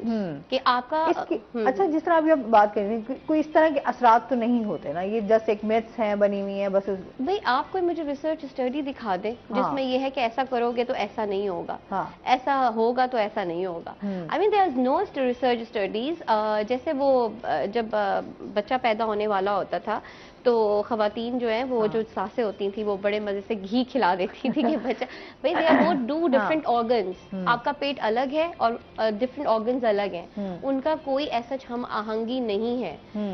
ठीक है, तो कुछ चीजें होती हैं, आपने को डॉक्टर से कंसल्ट करना चाहिए और आपको किसी सही बंदा जिसको पता है इन सब चीजों के बारे में, जो मिथ्स और मिसकॉन्सेप्शन आपकी दूर कर सकता है, उससे आपको राब्ता करना चाहिए, ना कि आप 10 लोगों की बात सुन के। जैसे वो बताई थी, मैंने सौंफ का पानी पी लिया मैंने, लेकिन जब आपने पूछा कि डॉक्टर के पास आप गए, नहीं वो ये ऐसे वैसे उन्होंने बात गोल कर दी। तो इट इज वेरी नेसेसरी कि ये कोई छोटा वक्त का इलाज नहीं होता, आपको सब्र के साथ ये इलाज थोड़ा सा लंबे अरसे के लिए करना पड़ता है। अच्छा, यही बात आ जाती है, हम खुद से ट्रीटमेंट लेना शुरू हो जाते हैं, हम डॉक्टर के पास जो है ना वो कम जाते हैं, हम कहते हैं डॉक्टर के पास जाएंगे पता नहीं कुछ और ही ना निकाला है। ऐसे है उमर? रीजन ये ना, जैसे अभी वो बता रही थी सौंफ का पानी पिया किस लिए पिया, वेट लॉस करने के लिए। सौंफ के पानी से मतलब अच्छा ये बड़ा है ना, लोग अच्छा ये पी लें आप, सौंफ का पानी पी लें, बिल्कुल इस तरह से कहवे वगैरह और कहवे पी लें, कोई इससे फर्क नहीं पड़ता। और शायद लास्ट भी एक बार बात हुई थी कि अगर आप वाकई ग्रीन टी से वेट लॉस करना चाहते हैं तो आपको खुद चल के हिमालय जाना पड़ेगा, खुद तोड़ें, खुद बनाएं, वापस आए, फिर आपका वजन कम हो जाएगा। ठीक है, अदरवाइज आपका ग्रीन टी से दुश्वारी काटनी पड़ेगी। मतलब वो जो बेसिकली हरकत ही है, हरकत करेंगे और रूटीन के साथ करेंगे। हमारा होता ये है कि हम थोड़ा सा वर्कआउट करते हैं, बॉडी जिस वक्त वार्म अप होती है वहां पे हमने वर्कआउट छोड़ दिया और उसके बाद हमने कहा कि बस ये बहुत है। ठीक है, हर बॉडी के लिए अलग इंटेंसिटी है, हर बॉडी के लिए अलग एक काउंट होगा। तो आप अपने हिसाब से किसी प्रोफेशनल से कंसल्ट करें, उससे पूछें कि अच्छा मुझे 1 किलोमीटर जॉग करने से फर्क पड़ जाएगा कि मुझे 2 किलोमीटर पे जाना है। इस पे भी फर्क है, हो सकता है आप थोड़े से ज्यादा स्ट्रांग हो नॉर्मल बंदे से, आपको 1 किलोमीटर जो आपके लिए जस्ट वार्म अप हो, तो आपकी बॉडी जिस वक्त वार्म अप हुई है उस वक्त आप बिल्कुल अपने रुक गए। और उसके बाद जब आप मतलब आपने प्रॉपर अपनी बॉडी को उस एक्सटेंट तक नहीं खींचा, अब जो भी आप मील लेंगे वो आपको जल्दी हील भी कर देगा। तो अच्छा, इसको आगे कंटिन्यू करते हैं। कॉलर है हमारे साथ। अस्सलाम वालेकुम। अस्सलाम वालेकुम। वालेकुम सलाम जी, शकीला है हमारे साथ, क्या कहना चाहेंगी? जी मैडम, मैं ये बात कर रही थी, मेरी पति को ना मेंसेस होते हैं तो उसको बहुत तकलीफ होती है बेचारी को। तो है भी वो थोड़ी सी मजदूर भी है, तो हमारे लिए बहुत मजदूर है। तो बहुत चेक कराया हमने, बुरे वाला से बहुत दवाई ली है, अल्ट्रासाउंड ठीक करवाया है। वो कहते हैं कि इसके ना अंदर जो है ना पानी वाली थैली है, तो चलिए थी दवाई बहुत इस्तेमाल की, लेकिन बच्ची को फर्क नहीं पड़ता। अच्छा, मतलब मेरा नाम आ रहा है, डॉक्टर से इलाज करवा रहे हैं पर कोई फर्क नहीं पड़ रहा? डॉक्टर से इलाज भी करवाया तो कोई फर्क नहीं पड़ा? हाँ जी करवाया, डॉक्टर से भी इलाज करवाया, बहुत इलाज करवाया, डॉक्टर नौरीन से, अपना शादिया फरूख से। अच्छा, तो अभी आप क्या पूछना चाह रही हैं? अभी मैं ये कहना चाहती हूँ कोई इसके लिए हल बता दें, जिससे ना जब भी इसको मेंसेस आते हैं बहुत तकलीफ होती है, पैनाडोल देते हैं, पोस्टन वगैरह देते हैं, दर्द की दवाई देते हैं, उससे थोड़ा थोड़ा जाके फर्क पड़ता है, उसकी भी नहीं है। ठीक है जी, बहुत शुक्रिया कॉल करने का। अच्छा, हमारा टॉपिक जो है वो थोड़ा डिफरेंट है, बट लोग जो है उसको इससे रिलेट कर रहे हैं। इस पे हाँ, वो आज इट्स वेरी इंपॉर्टेंट, जैसे ये बता रही हैं कि इनके जो है डॉक्टर्स के पास जा रही। अच्छा, हमारे यहाँ थोड़ा सा लोगों का ये है कि एक दफा आपने किसी डॉक्टर के पास गए और उससे शिफा आपको हासिल नहीं हुई तो आप फौरन डॉक्टर तब्दील कर देते हैं, आप इंतजार नहीं करते। And it is very common symptoms. जब माहवारी होती है तो दर्द आना एक नॉर्मल अलामत है। अगर बिल्कुल भी नहीं आ रहा तो वो बहुत एब्नॉर्मल कंसीडर होता है, और हर किसी के अपने पेन रिसेप्टर्स होते हैं। पेन रिसेप्टर्स होते हैं, उस हिसाब से हर किसी की पेन महसूस होता है हर किसी को। तो ये कोई इतनी खतरे की अलामत नहीं है कि इतना क्यों पेन होता है। और मोस्टली ये होता है कि जब पेन होता है तो लड़कियां बैठ जाती हैं, भाई मुझे पेन हो रहा है। अगर वो अपने आप को एक्टिविटी में वो कर लें, मशगूल कर लें या अपने आप को बिजी कर लें, तो वो पेन बिल्कुल असरात खत्म हो जाते हैं। और उसके लिए Ponstan is not a good tablet. या खैर यहाँ पर मैं प्रिस्क्रिप्शन के लिए नहीं बैठी हुई, तो पॉन्स्टैन जो ये कह रही हैं तो ये बिल्कुल सही नहीं है माहवारी के लिए। पैनाडोल सही है। पैनाडोल आप एक अल्लाह ने पेन किलर दी है, इंसानों ने बनाई है, आप उसको खाएं। और दूसरी बात ये है कि इस पे डॉक्टर्स भी कुछ नहीं कर सकते। और सबसे इम्पोर्टेंट चीज़ यहाँ पर मैं बता रही हूँ, मेंस्ट्रुअल हाइजीन। अगर आपकी मेंस्ट्रुअल हाइजीन नहीं है, आप अपने आप को इन्फेक्शन से नहीं रोक सकते। ये एक इन्फेक्शन के भी साइन एंड सिम्टम्स हैं। सही है ना, आप नहीं रोक सकते अपने आप को अगर आप अपनी सफाई और हाइजीन का ख्याल नहीं रखते, जिसको हिफ्जाने सेहत, जाती हिफ्जाने सेहत। बिल्कुल ऐसा ही है।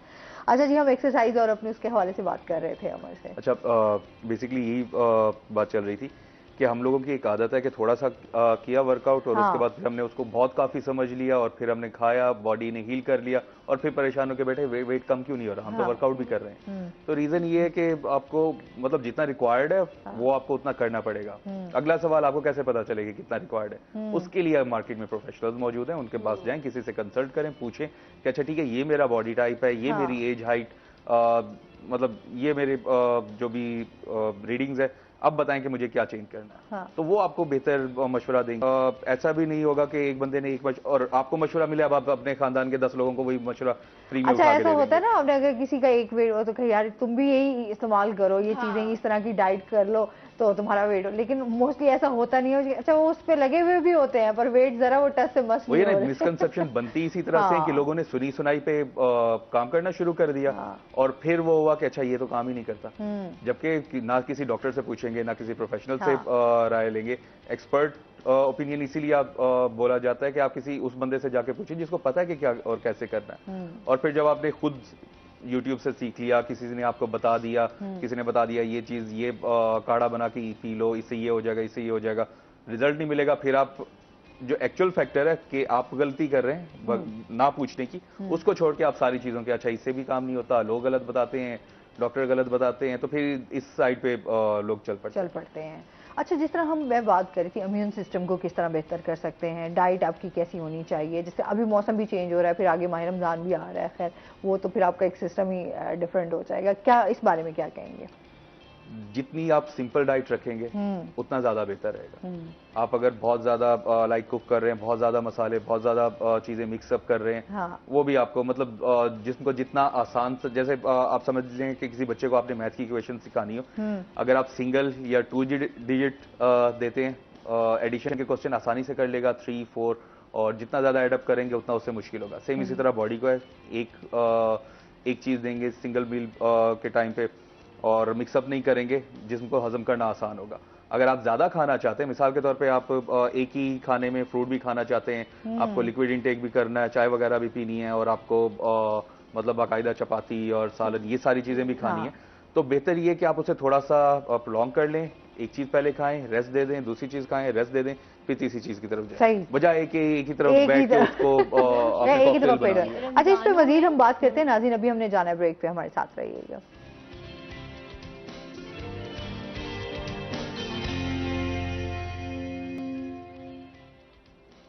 वेलकम बैक नाजरीन, रोही 10 में आपको खुश आमदीद कहते हैं। अच्छा, बात हो रही थी हमारी फिटनेस के हवाले से। अच्छा, एक्सरसाइज के हवाले से भी बताइए कि एक्सरसाइज कितनी ज़रूरी है। हम लोगों की खैर अब लाइफ इतनी रूटीन ऐसी बन चुकी हुई है ना, हम लोग अब अपने लिए वो कहते हैं ना टाइम निकालना बड़ा मुश्किल हो गया। कल यही मैं अपने स्टूडेंट्स को लेक्चर कर रहा था और उन्हें मैं यही कह रहा था कि जिस तरह आपके लिए खाना आसान है ना, इसी तरह आपके लिए एक्सरसाइज भी आसान होनी चाहिए। इसको आप कोई अलग चीज ना कंसीडर करें कि अच्छा हम कुछ बहुत एक्स्ट्रा कर रहे हैं, कोई बहुत मेहनत कर रहे हैं। हाँ, क्योंकि ये आप अपने लिए कर रहे हैं, आप किसी और के लिए नहीं कर रहे। बिल्कुल ऐसे ही है। तो खाना भी आप अपने लिए खाते हैं और आप बस इसको ऐसे ही इमेजिन करें कि जिस तरह सुबह आपने उठा है, नाश्ता आपको पता है कि मिल जाएगा, उसके बाद आपने बस तोड़ना है और खाना है। तो जितना ये आसान है, इतना ही वर्कआउट भी आसान है। खाना बहुत लोग आसान समझते हैं ना कि अच्छा बिल्कुल, तो आप सुबह का नाश्ता आपने अच्छा खासा करना है, फिर दोपहर में भी खाना है, फिर आपने रात में भी खाना है, तो आप अगर इसे लिंक कर लेंगे सेम, तो आपका ब्रेन सेम ही तरह से ट्रिगर होगा। जैसे नाश्ते के वक्त वो ट्रिगर हो रहा है, खाने के वक्त ट्रिगर हो रहा है, वो वर्कआउट के लिए भी वैसे ही वो मोटिवेटेड होगा कि अच्छा ठीक है, इसमें भी अच्छा लगता है, अच्छा फील आता है, तो ये भी करना है। तो आपको वर्कआउट को, एक्सरसाइज को हिस्सा तो बनाना ही, लेकिन इसको आसान भी बनाना है। मुश्किल करके करेंगे आपका दिल ही नहीं करेगा। और फिर दूसरी चीज, अगर आप किसी जिम भी जा रहे हैं या आपके साथ दोस्त हैं तो ऐसे लोगों को अपने अराउंड रखें जो खुद भी मोटिवेटेड हो, ना कि 10 लोगों ने मिलकर फैसला किया कि अच्छा जिम जाते हैं, वजन कम करते हैं, एक कहेगा कि नहीं यार मैं नहीं जा सकता या कोई फायदा, सारे के सारे रुक जाएंगे। ऐसे ही है। तो अपने आसपास अचीवर्स को रखें, मोटिवेटेड लोगों को रखें ताकि वो आपको अचीव करने में हेल्प करें, ना कि आपके रास्ते रोकें। सही लेकिन आपने आपको फिट रखना भी बड़ा जरूरी है। अच्छी हेल्थ जो है वो आपको हमेशा आप उसमें भी रहते हैं, कामयाब भी रहते हैं। बिल्कुल। और जैसे रनिंग है, ये कोई बहुत ज्यादा आउट ऑफ द वे चीज नहीं है। हाँ। जॉगिंग है, वॉक हर बंदा कर सकता है, नहीं घर से बाहर निकल सकते घर में कर लें। अच्छा, क्या इसमें थोड़ा सा गाइड करें कि मॉर्निंग वॉक ज्यादा बेहतर होती है, कुछ लोग शाम इवनिंग वॉक जो है उसको बेहतर समझते हैं, दोनों में कितना फर्क है, जरा इसको भी मेरा ओपिनियन लेके मैं कहूंगा दोनों टाइम करें। सुबह उठते ही करें, ताज़ा हवा में जाएं, वो भी आपको फायदेमंद मतलब आपके लिए फायदेमंद होगा। और शाम को सोने से पहले भी थोड़ी सी वॉक चहलकदमी करके उसके बाद फिर सोएं बिस्तर पे। हम लोग क्या कंसीडर करते हैं रात के टाइम का वर्क, क्योंकि बॉडी ऑलरेडी दिन की पूरी रूटीन से थकी हुई होती है। हाँ। तो हम लोगों ने जिस वक्त किसी भी कंपटीशन के लिए ट्रेन करना होता है, हम रात के वक्त अपना वर्कआउट चूज करते हैं, क्योंकि हमें मतलब कम टाइम में हम जल्दी थक जाते हैं। और एक्चुअल आपका रिजल्ट हमेशा थकने के बाद आता है। जब आप थक गए उसके बाद आप कितना बॉडी को फोर्स कर सकते हैं मजीद करने के लिए, वो आपको रिजल्ट देता है। सुबह के वक्त ऑलरेडी हम एनर्जेटिक हैं। हाँ। हम सुबह के वक्त 5 किलोमीटर 10 किलोमीटर इजी रन कर लेंगे। रात के वक्त हमारे लिए 5 किलोमीटर भी मुश्किल होगा। और फिर अगर 5 किलोमीटर के रन के बाद आपके पास 2 घंटे का वर्कआउट रूटीन है, ये मैं अपनी बात बता रहा हूँ, तो वो और भी मुश्किल लगेगा कि यार एनर्जी थोड़ी बचानी भी है, बाकी सारी चीजें भी कवर करनी है। तो रात का वर्कआउट इफेक्टिव है, वो भी अच्छा है। और बेस्ट ये है कि दोनों टाइम कर लें, घंटा घंटा ना करें, और 15 मिनट सुबह को कर लें, 15 मिनट रात को कर लें, ये भी बेहतर हो जाएगा। सही हो गया। अच्छा, अभी AMR जो है ये क्या है? AMR anti microbial resistance. Basically AMR ये बहुत लोगों को स्पेसिफिकली समझाने की बहुत ज़रूरत है। आपने एंटीबायोटिक्स का नाम तो सुना होगा। हाँ। हर बीमारी, हर इन्फेक्शन में एंटीबायोटिक्स दी जाती है। जब भी आप जाएं, डॉक्टर कॉकटेल ऑफ एंटीबायोटिक्स बना के देता है, फलां भी लिख दी, फलां भी लिख दी, फलां भी आ जाती है ना। जी जी।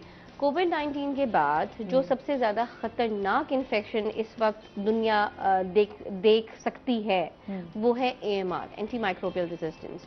होता कुछ ये है कि एंटीबायोटिक्स बनाई गई हैं जरासीम के खिलाफ, लेकिन जैसे कि, और जरासीम उनसे मर जाते हैं, लेकिन जैसे कि हमारी कुव्वत मुदाफ़ित है और हम जरासीम के खिलाफ लड़ने की ताकत रखते हैं, इसी तरह से जरासीम के अंदर भी कुव्वत मुदाफ़ित होती है और वो इन एंटीबायोटिक से लड़ने की सलाहियत रखते हैं। हाँ। तो अब हमारे पास दुनिया में जो एंटीबायोटिक डिस्कवरीज हैं वो बहुत कम है। चंद एक आप देखें, पाकिस्तान में एंटीबायोटिक्स दस्तयाब है, ठीक है। अगर जरासीम इन तमाम एंटीबायोटिक्स के खिलाफ कुव्वत मुदाफ़ित इख्तियार कर लें और इनसे लड़ना सीख जाएं और इन तमाम एंटीबायोटिक्स का असर इन जरासीमों के ऊपर ना हो, तो फिर क्या होगा? बीमारी हमारी जो है वो असल में हम लोग एंटीबायोटिक्स के बहुत आदी भी हो चुके हैं। थोड़ी सी भी बीमारी हो तो हम फौरन कहते हैं एंटीबायोटिक्स खा लें तो ठीक हो जाएंगे। हाँ। इन्फेक्शंस रुकेंगे? हाँ। नहीं रुकेंगे। और फिर जी, और अगर मैं ऐसा बंदा हूँ जिसके पास वो जरासीम है जो कि एंटीबायोटिक रेजिस्टेंट जरासीम है, यानी कि जो हर एंटीबायोटिक से लड़ सकता है, इतना खतरनाक जरासीम है, और मेरे अंदर स्किन की खतरनाक बीमारियां हैं, कुछ भी है, कुछ भी व्हाटएवर सो, कान की खतरनाक बीमारियां हैं, नाक की खतरनाक इन्फेक्शंस हैं, पेट के इन्फेक्शंस हैं। अब अगर मैं आपको यहाँ पर आकर बैठती हूँ और मैं अगर खांसती हूँ या मेरा कोई ड्रॉपलेट या एयरबॉर्न कोई भी चीज़ है हवा में उड़ती है, वो आपको भी लगेगी, इनको भी लगेगी, तो आप भी सेम एज इट इज उसी जरासीम का शिकार होंगे जो एंटीबायोटिक रेजिस्टेंट है, जो एंटीबायोटिक्स के खिलाफ लड़ सकती है और एंटीबायोटिक का उन पे कोई असर नहीं होता। तो यानी कि आप भी उस अमराज में मुब्तला हो गए, उन इन्फेक्शंस पे जिनका एंटीबायोटिक के ऊपर कोई असर नहीं। और जब कोई दवाई का आपके ऊपर असर नहीं होगा तो फिर क्या होगा? तो मजीद आप उसका आप मौत के दहाने पे पहुंच जाएंगे, ऑब्वियस है। हाँ। और आपको पता है पाकिस्तान में इस वक्त इतने केसेस एंटीबायोटिक रेजिस्टेंस के आ रहे हैं, और कुछ एंटीबायोटिक्स को हम कहते हैं लास्ट रिजॉर्ट, यानी जो कोई एंटीबायोटिक्स काम ना करे ना, तो हम वो एंटीबायोटिक देते हैं, लेकिन वो एंटीबायोटिक इतनी खतरनाक है कि वो आपके गुर्दे फेल करने की सलाहियत रखते हैं, वो सेरेब्रल टॉक्सिक हैं, यानी कि आपका जो दिमागी है उनको टॉक्सिक करने की सलाहियत रखते हैं। तो आप ये खुद सोचें कि उसको हम बहुत छोटे डोज में देते हैं, लेकिन आजकल लोग उससे भी रेजिस्टेंट हो गए। अब वो लास्ट रिजॉर्ट एंटीबायोटिक भी उनके ऊपर काम नहीं करेगी, तो फिर आप बताएं क्या है। यानी कि हम उस बंदे के लिए सिर्फ दुआ कर सकते हैं। और इसके रीजंस हैं, उसके रीजंस क्या है?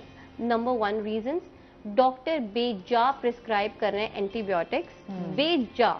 मतलब आपको कफ हो गई है, आपको नज़ला जुकाम भी हो गया, तो उसमें भी आपको एंटीबायोटिक्स खानी पड़ रही हैं। एग्जैक्टली। अच्छा, बीमारियां तो वायरल डिजीज जो आपके साथ चल रही हैं, फिर अगर आपको मेन आपको बड़ी बीमारी भी है तो उसमें भी आपकी एंटीबायोटिक्स चल रही हैं। Look, there are certain kinds of infections, viral infection, bacterial infection, fungal infection और पैरासाइट्स भी हो जाते हैं, ठीक है ना। अब फॉर एग्जाम्पल बैक्टीरियल इन्फेक्शन में तो मुझे एंटीबायोटिक की समझ में आती है, वायरल इन्फेक्शन में कौन एंटीबायोटिक देगा? लेकिन डॉक्टर्स लिख के दे देते हैं एंटी बैक्टीरियल है, यानी एंटी बैक्टीरिया को मारने के लिए एंटीबायोटिक्स बनाई गई है, वायरस को मारने के लिए एंटीवायरल्स होती है। Are you getting it? Fungus को मारने के लिए एंटी फंगल होती है। कोविड में सबसे ज्यादा लोगों ने जो है एंटीबायोटिक्स ऐसी प्रिस्क्राइब की कि लोग पाकिस्तान में रेजिस्टेंट होना शुरू हो गए एंटीबायोटिक्स पे, और इतनी ज्यादा हमने अमवात फेस की है सिर्फ AMR की वजह से। और जिस घर में वो थे उन तमाम लोगों को AMR हुआ है। जैसे ट्यूबरक्लोसिस, TB एक बंदे को हो जाए तो घर में तमाम लोगों को, और अब TB भी रेजिस्टेंट होना शुरू हो गई है इन तमाम एंटीबायोटिक्स से। तो आप ये बताएं, जब ला इलाज हो जाएगी कोई ला इलाज बीमारी, AMR इज ला इलाज बीमारी, जैसे आप एड्स को कहते हैं, हाँ, auto immune acquired immuno deficiency syndrome. So similarly अगर कोई चीज ला इलाज हो जाए उसका क्या, और फिर आप उसको फैलाने की भी ताकत रखते हैं, अहलियत रखते हैं, सलाहियत रखते हैं। तो दुनिया इस वक्त स्टेक पर है, अननोन प्रिस्क्रिप्शन। और फिर क्या होता है, आप घर पे मेरी खाला है या कोई फला है या अम्मी है, भाई फला डॉक्टर से ना मैंने ये दवाई ली थी गला खराब होने के लिए, तुम भी यही ले लो एंटीबायोटिक। भाई क्यों ले लें? ये तो है, हम खुद से सेल्फ मेडिकेशन करते हैं। पहले हम अगर थोड़े से बीमार हैं तो हम कहते हैं अच्छा खुद से ही जो सेल्फ मेडिकेशन कर लेंगे तो ठीक हो जाएंगे। अगर थोड़ी बीमारी वो फिर जरा लंबी हो जाए तो फिर एंड हम आएंगे, फिर डिसाइड करते हैं कि हाँ अब डॉक्टर के पास जाना चाहिए। हमारे पास ऐसे लोग भी हैं जिन्होंने डॉक्टर्स की वो जो प्रिस्क्रिप्शन होती है वो संभाल के रखी होती है। बीमारी पे ये मिला था, यही इसको भी दे दो। अभी मेरे नेक्स्ट में अगर कोई इस तरह का हम दोबारा इसी तरीके से बीमार होंगे तो फिर यही मेडिसिन जो है। और सबसे ज्यादा हमारी फार्मेसीज का रोल है, ओवर द काउंटर आप एंटीबायोटिक नहीं दे सकते, ओनली एट प्रिस्क्रिप्शन। सबसे पहले तो आप ये देखें कि डॉक्टर के पास जो जा रहे हैं उसने क्यों आपको तजवीज की है। आप उससे पूछें मुझे बैक्टीरियल डिसऑर्डर है, मुझे वायरल इन्फेक्शन है, अगर वायरल इन्फेक्शन है, फंगल है, तो आपने एंटीबायोटिक क्यों दी, एक से ज्यादा क्यों दी, कॉकटेल बना के क्यों दी? अच्छा, लोग हम क्योंकि जब डॉक्टर के पास जाते हैं तो जाहिर सी बात है हम ये समझते हैं कि हमें तो शायद कुछ चीज़ों का आइडिया है नहीं, डॉक्टर जो इतनी सारी मेडिसिन लिख के दे रहा है ना, तो शायद उसने कुछ सोच समझ के ही इतनी सारी मेडिसिन लिखी होंगी ना, वही कि हमारे अंदर ये फला फला बीमारी है या कुछ इस तरह का इन्फेक्शन है तो ये उसी से रिलेटेड होंगी। और फिर हम जब मेडिसिन खा रहे होते हैं तो कम से कम आपके हाथ में 7-8 गोलियां होती हैं जो आप खा रहे होते हैं at a time. Placebo effect, यानी खुद ही सेल्फ सेटिस्फेक्शन होती है कि हाँ भाई। तो ये बहुत खतरनाक है कि फार्मेसीज जो है हमारे यहाँ पर चेक एंड बैलेंस होनी चाहिए। अथॉरिटीज, हेल्थ अथॉरिटीज को बहुत ज्यादा इस पे देखने की जरूरत है कि आप अपने मुल्क को किस दहाने और किस स्टेक पे लगा रहे हैं। तो ये जो जाके बस आप विदाउट प्रिस्क्रिप्शन ऑगमेंटन दे दो, फला दे दो, फला दे दो, भाई आपको नहीं पता ये ऑगमेंटन खा के अगर आपके गुर्दे फेल हो जाए, आपका दिल की कोई बीमारी या हाइपरटेंसिव है, आप डायबिटिक हैं, कई अंदर बीमारियां पल रही होती है। हमारे यहाँ तो बेसलाइन जो हम सर्वे करते हैं ना हेल्थ, जिसमें हमारा हाई ब्लड, हमारा ब्लड प्रेशर आ जाता है, हमारा कोलेस्ट्रॉल आ जाता है, LFT आ जाता है, बहुत सारी चीजें बेसलाइन में आती है, CP आ जाता है, कंप्लीट ब्लड पिक्चर वगैरह। तो जब हम लोग ये करते ही नहीं है हर 6 महीने या 3 महीने में, बस चल रहे हैं, जब कोई बीमारी आई तो फिर देखना है। तो जब नहीं कर रहे, आपको नहीं पता आपके अंदर कौन कौन सी चीजें, और खुदाना खासा ये एंटीबायोटिक खा के आपको इसके साइड इफेक्ट्स होते हैं, इसके एडवर्स इफेक्ट्स होते हैं, और हो सकता है आप उस एंटीबायोटिक से रेजिस्टेंट हो, आप वो खाए चले जा रहे हैं, और होता है लोगों को, लोग आते हैं हमारे पास, अफाका नहीं हो रहा, अफाका यूं नहीं हो रहा भाई, क्योंकि आप उससे रेजिस्टेंट है। और सबसे पहले हमारे डॉक्टर्स को चाहिए कि वो कल्चर रिपोर्ट कराने भेजे कि ये एंटीबायोटिक जो मैं दे रहा हूँ कि आया ये बंदा उससे रेजिस्टेंट है या नहीं है, या मैं उसके गुर्दे फेल करवा दूं, दिल फेल, सब कुछ फेल करवा दूं। चेक एंड बैलेंस नहीं है ना उस तरीके से, ये हमारे यहाँ ये बहुत ज्यादा मसला है। और फिर एंटीबायोटिक्स के हम इस टाइम लोग बहुत ज्यादा आदी हो चुके हैं, और ये हम लोग कहते हैं कि अच्छा जो भी बीमारी है बस एंटीबायोटिक खा लो आप बिल्कुल ठीक हो जाओगे। मैं आपको एक किस्सा सुनाती हूँ, छोटा सा है। हम कहीं गाँव में गए तो we are just seeing that like हकीम, दैट वाज हकीम, जिसको अलाउ भी नहीं है कि he can write down that antibiotics, and he was writing that antibiotics. और मैं उसको, हमने जाके पूछा ये एंटीबायोटिक जो तुम इतना लिख लिख के हर किसी को दे रहे हो, तो इसकी क्या वजह, यानी क्या, कौन सी बीमारी ये ठीक करती है?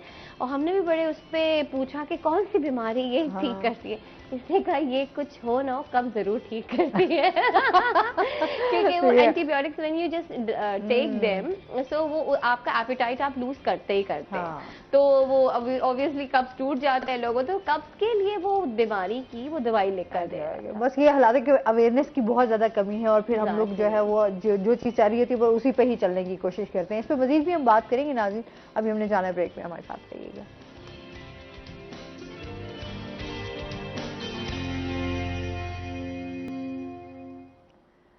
वेलकम बैक नाज़रीन, रोही एट 10 में आपको खुश आमदीद कहते हैं।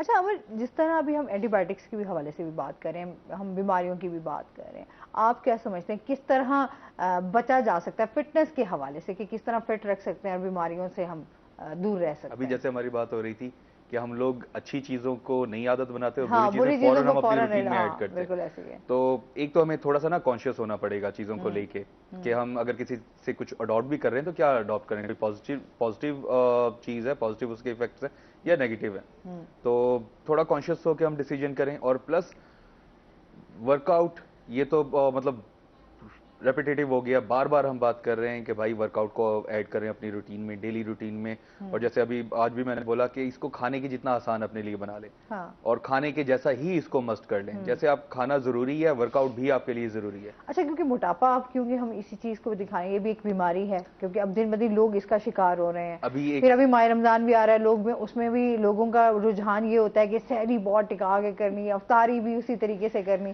तो खाने पीने के आपकी रूटीन क्योंकि चेंज हो रही होती है, फिर उसमें आपकी तली हुई चीजें और इस तरह की आपकी बहुत, तो आप उन चीजों से भी अपना वेट जो है वो बहुत ज्यादा बढ़ा रहे तो है। अच्छा, एक हमारी आदत है ना मुल्तानी, खासतौर पे हम खाने के बहुत ज्यादा शौकीन हैं। तो हम लोग एज अ ट्रेनर्स भी हम लोग देते हैं, चीट डे भी देते हैं कि भाई एक दिन आपका है, खा लो, ये एक मील आपका है, जो मर्जी खाओ, बुरा खाओ, जैसा भी खाओ, जो दिल कर रहा है खाओ। लेकिन एटलीस्ट 5 दिन जो हफ्ते के है ना, वो आपने डिसिप्लिन रहना है, 100% डिसिप्लिन रहना है। ठीक है। और ऐसा नहीं कि उसमें बिल्कुल आप फीका खाना शुरू कर दोगे, आप मसाले भी खाओ, आप मतलब तली चीजें भी खाओ, लेकिन एक लिमिटेड क्वांटिटी में। ऐसा नहीं कि आपने एक ही चीज पहले ठूंस ली और उसको आपने हजम होने का टाइम नहीं दिया, उसके ऊपर एक और आपने लेयर बना लिया। अब आप लेयर टू लेयर चल रहे हैं और फिर आप परेशान हो रहे हैं कि अच्छा 4-5 घंटे गुजर चुके हैं, वो हजम नहीं हो रही और आपका अगले मील का टाइम आ गया।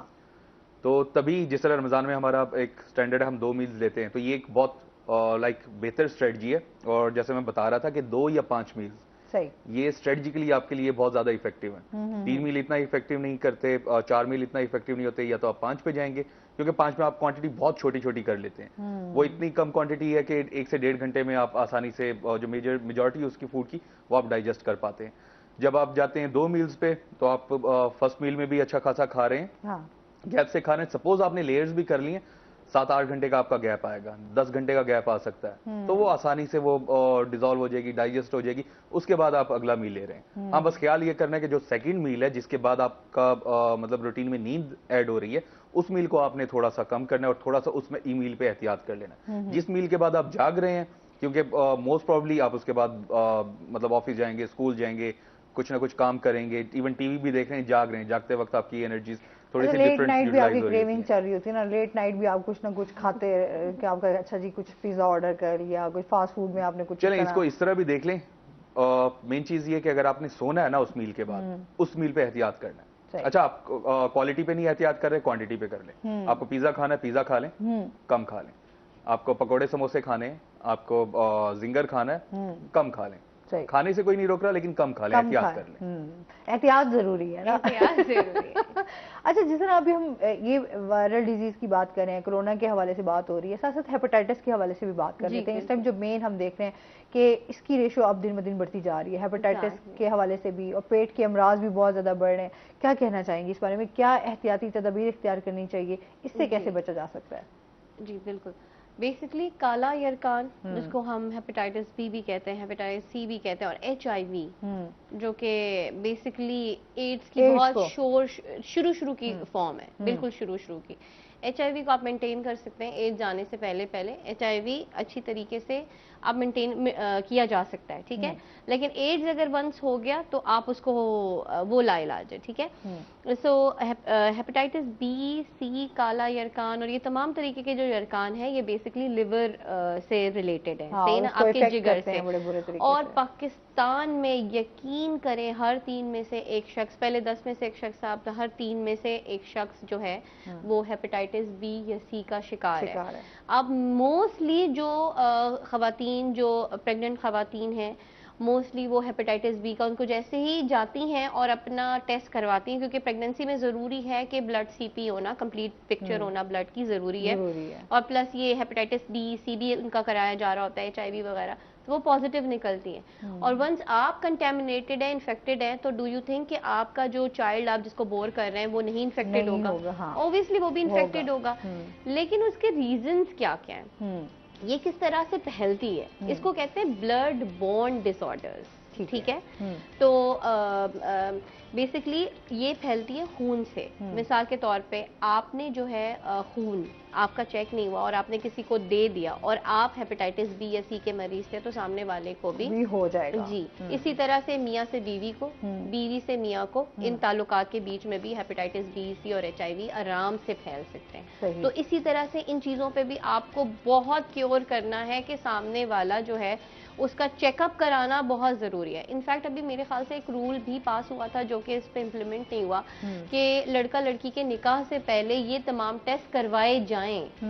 आपको नहीं पता आप जिससे आपकी शादी हो रही है उसको हेपेटाइटिस बी है, सी है, HIV है, और वंस यू गेट मैरिड आपको नहीं पता वही सेम इन्फेक्शंस आपको ना ट्रांसफर हो जाए। तो ये मेरे ख्याल से गवर्नमेंट को ये रूल पास करना चाहिए कि आपके बच्चों का जो है जिनकी भी शादियां हो रही हैं उनके ये टेस्ट जरूर हो। वरना तो यही होता है कि अगर लड़के को हो गया हेपेटाइटिस बी या लड़की को, भाई तुमसे हुआ, मेरा लड़का तो ठीक था, मेरी बेटी तो ठीक, या मेरा तो लड़का ठीक था, या मेरी तो बेटी ठीक थी, वो तो बिल्कुल सही। और ज्यादातर ये लड़कियों के ऊपर ये जेंडर बेस्ड इश्यूज हैं हमारे यहाँ, बिल्कुल है ऐसे। तो the main thing is that. और जो तीसरी अहम चीज है वो अनसेफ इंजेक्शन प्रैक्टिसेस है। इंजेक्शन अनसेफ इंजेक्शन प्रैक्टिसेस क्यों? फिर आप ये देखें हमारे यहाँ जब तक हमारी आवाम को एक टीका ना लगे वो डॉक्टर को डॉक्टर ही नहीं समझती। इंजेक्शन लगवाना जरूरी है। इंजेक्शन लगवाना बहुत जरूरी है भाई, बहुत जरूरी है। आप ये देखें मैं जाऊंगी जब तक मुझे ड्रिप ना लगे। लास्ट टाइम मैं एक अस्पताल पे खड़ी हुई थी तो एक जो साहिबा थी वो थैला लेकर खड़ी हुई, कहती हाय मैं बड़ा परेशान हूँ, थक गई हूँ, इतनी शॉपिंग की, मैं तो बेहोश हो जाऊंगी, मुझे ड्रिप तो लगवा दो। यानी माइंडसेट बना हुआ है कि शॉपिंग से वो थक गई है तो सिर्फ ड्रिप लगवाने के लिए, वो थकन दूर करने के लिए ड्रिप लगवाने के लिए और चाह रही होंगी कि चलें ये भी। हाँ थोड़ा सा। तो लोगों का इतना गलत कॉन्सेप्ट है। मोस्टली आपको नहीं पता जो आप इंजेक्शन यूज कर रहे हैं। आप जब भी इंजेक्शन लगाएं आप देखें कि वो डिस्पोजेबल सिरिंजेस हैं या नहीं है, नए पैकेट से निकाली गई हैं या वही रीयूज सिरिंजेस आपको लगा दी गई हैं। तो ये मोस्टली मैं आपको बहुत सारे सिंध के ऐसे गांव बता सकती हूँ, यानी कि कोट इमराना जो बिल्कुल भलवाल के सामने, उसमें मोस्टली आबादी जो है वो HIV और हेपेटाइटिस बी का शिकार हुई क्योंकि यही सिरिंज की वजह से कि आप किसी की इस्तेमाल की हुई दूसरे को भी आप इस्तेमाल कर रहे हैं। exactly. और उससे जो है वो बीमारी आपसे फिर दूसरों में भी कन्वर्ट जी बिल्कुल एग्जैक्टली एक से दूसरे को, दूसरे से तीसरे को और इस तरह से आप बढ़ाते चले। और अगर फॉर एग्जाम्पल किसी बीमारी का आदमी शिकार हो गया तो ऑब्वियसली उसकी औरत को भी होगा, उसके होने वाले बच्चों को भी होगा। So this is the side effect. और प्लस ये कि इसमें जो पांचवी बात है, चौथी या पांचवी बात आई फॉरगॉटन कि कौन से पॉइंट्स पे मैं बात कर रही थी, बट जो आखिरी बात है वो ये है कि हमारे यहाँ लास्ट टाइम मैंने एक डिस्पोजेबल सिरिंज निकाली तो वो भी यूज सिरिंज थी। होता क्या है कि जो हमारे गवर्नमेंट के इदारे हैं वो अपना कचरा इंसिनरेटर्स में बर्न करते हैं, ठीक है, ये जो इन्फेक्शियस वेस्ट है, जो सिरिंजेस वगैरह हैं, वो जला दिए जाते हैं। लेकिन जो हमारे प्राइवेट क्लिनिक्स हैं वहाँ पर ये चीजें दोबारा से जो है रीपैकिंग भी हो जाती है। बिल्कुल ऐसे है। अच्छा, क्योंकि एक ऐसा टॉपिक है, हम इस पे बात करें तो बहुत ज्यादा, लेकिन हमारे पास टाइम जो है वो बहुत शॉर्ट रह गया है। अफीफा, बहुत शुक्रिया, बहुत अच्छा लगा, आप हमारे शो में बहुत सारी इन्फॉर्मेशन आज हमारे व्यूवर्स तक पहुंची। हमारा आपको भी बहुत शुक्रिया, बहुत अच्छा लगा। इसके साथ ही नाज़रीन, आज का टॉपिक और आज का प्रोग्राम यहीं पर खत्म हुआ। अपना बहुत सारा ख्याल रखिएगा, दुआ में याद रखिएगा। इंशाल्लाह जिंदगी ने साथ दिया तो सुबह आपसे फिर मुलाकात होगी। अल्लाह।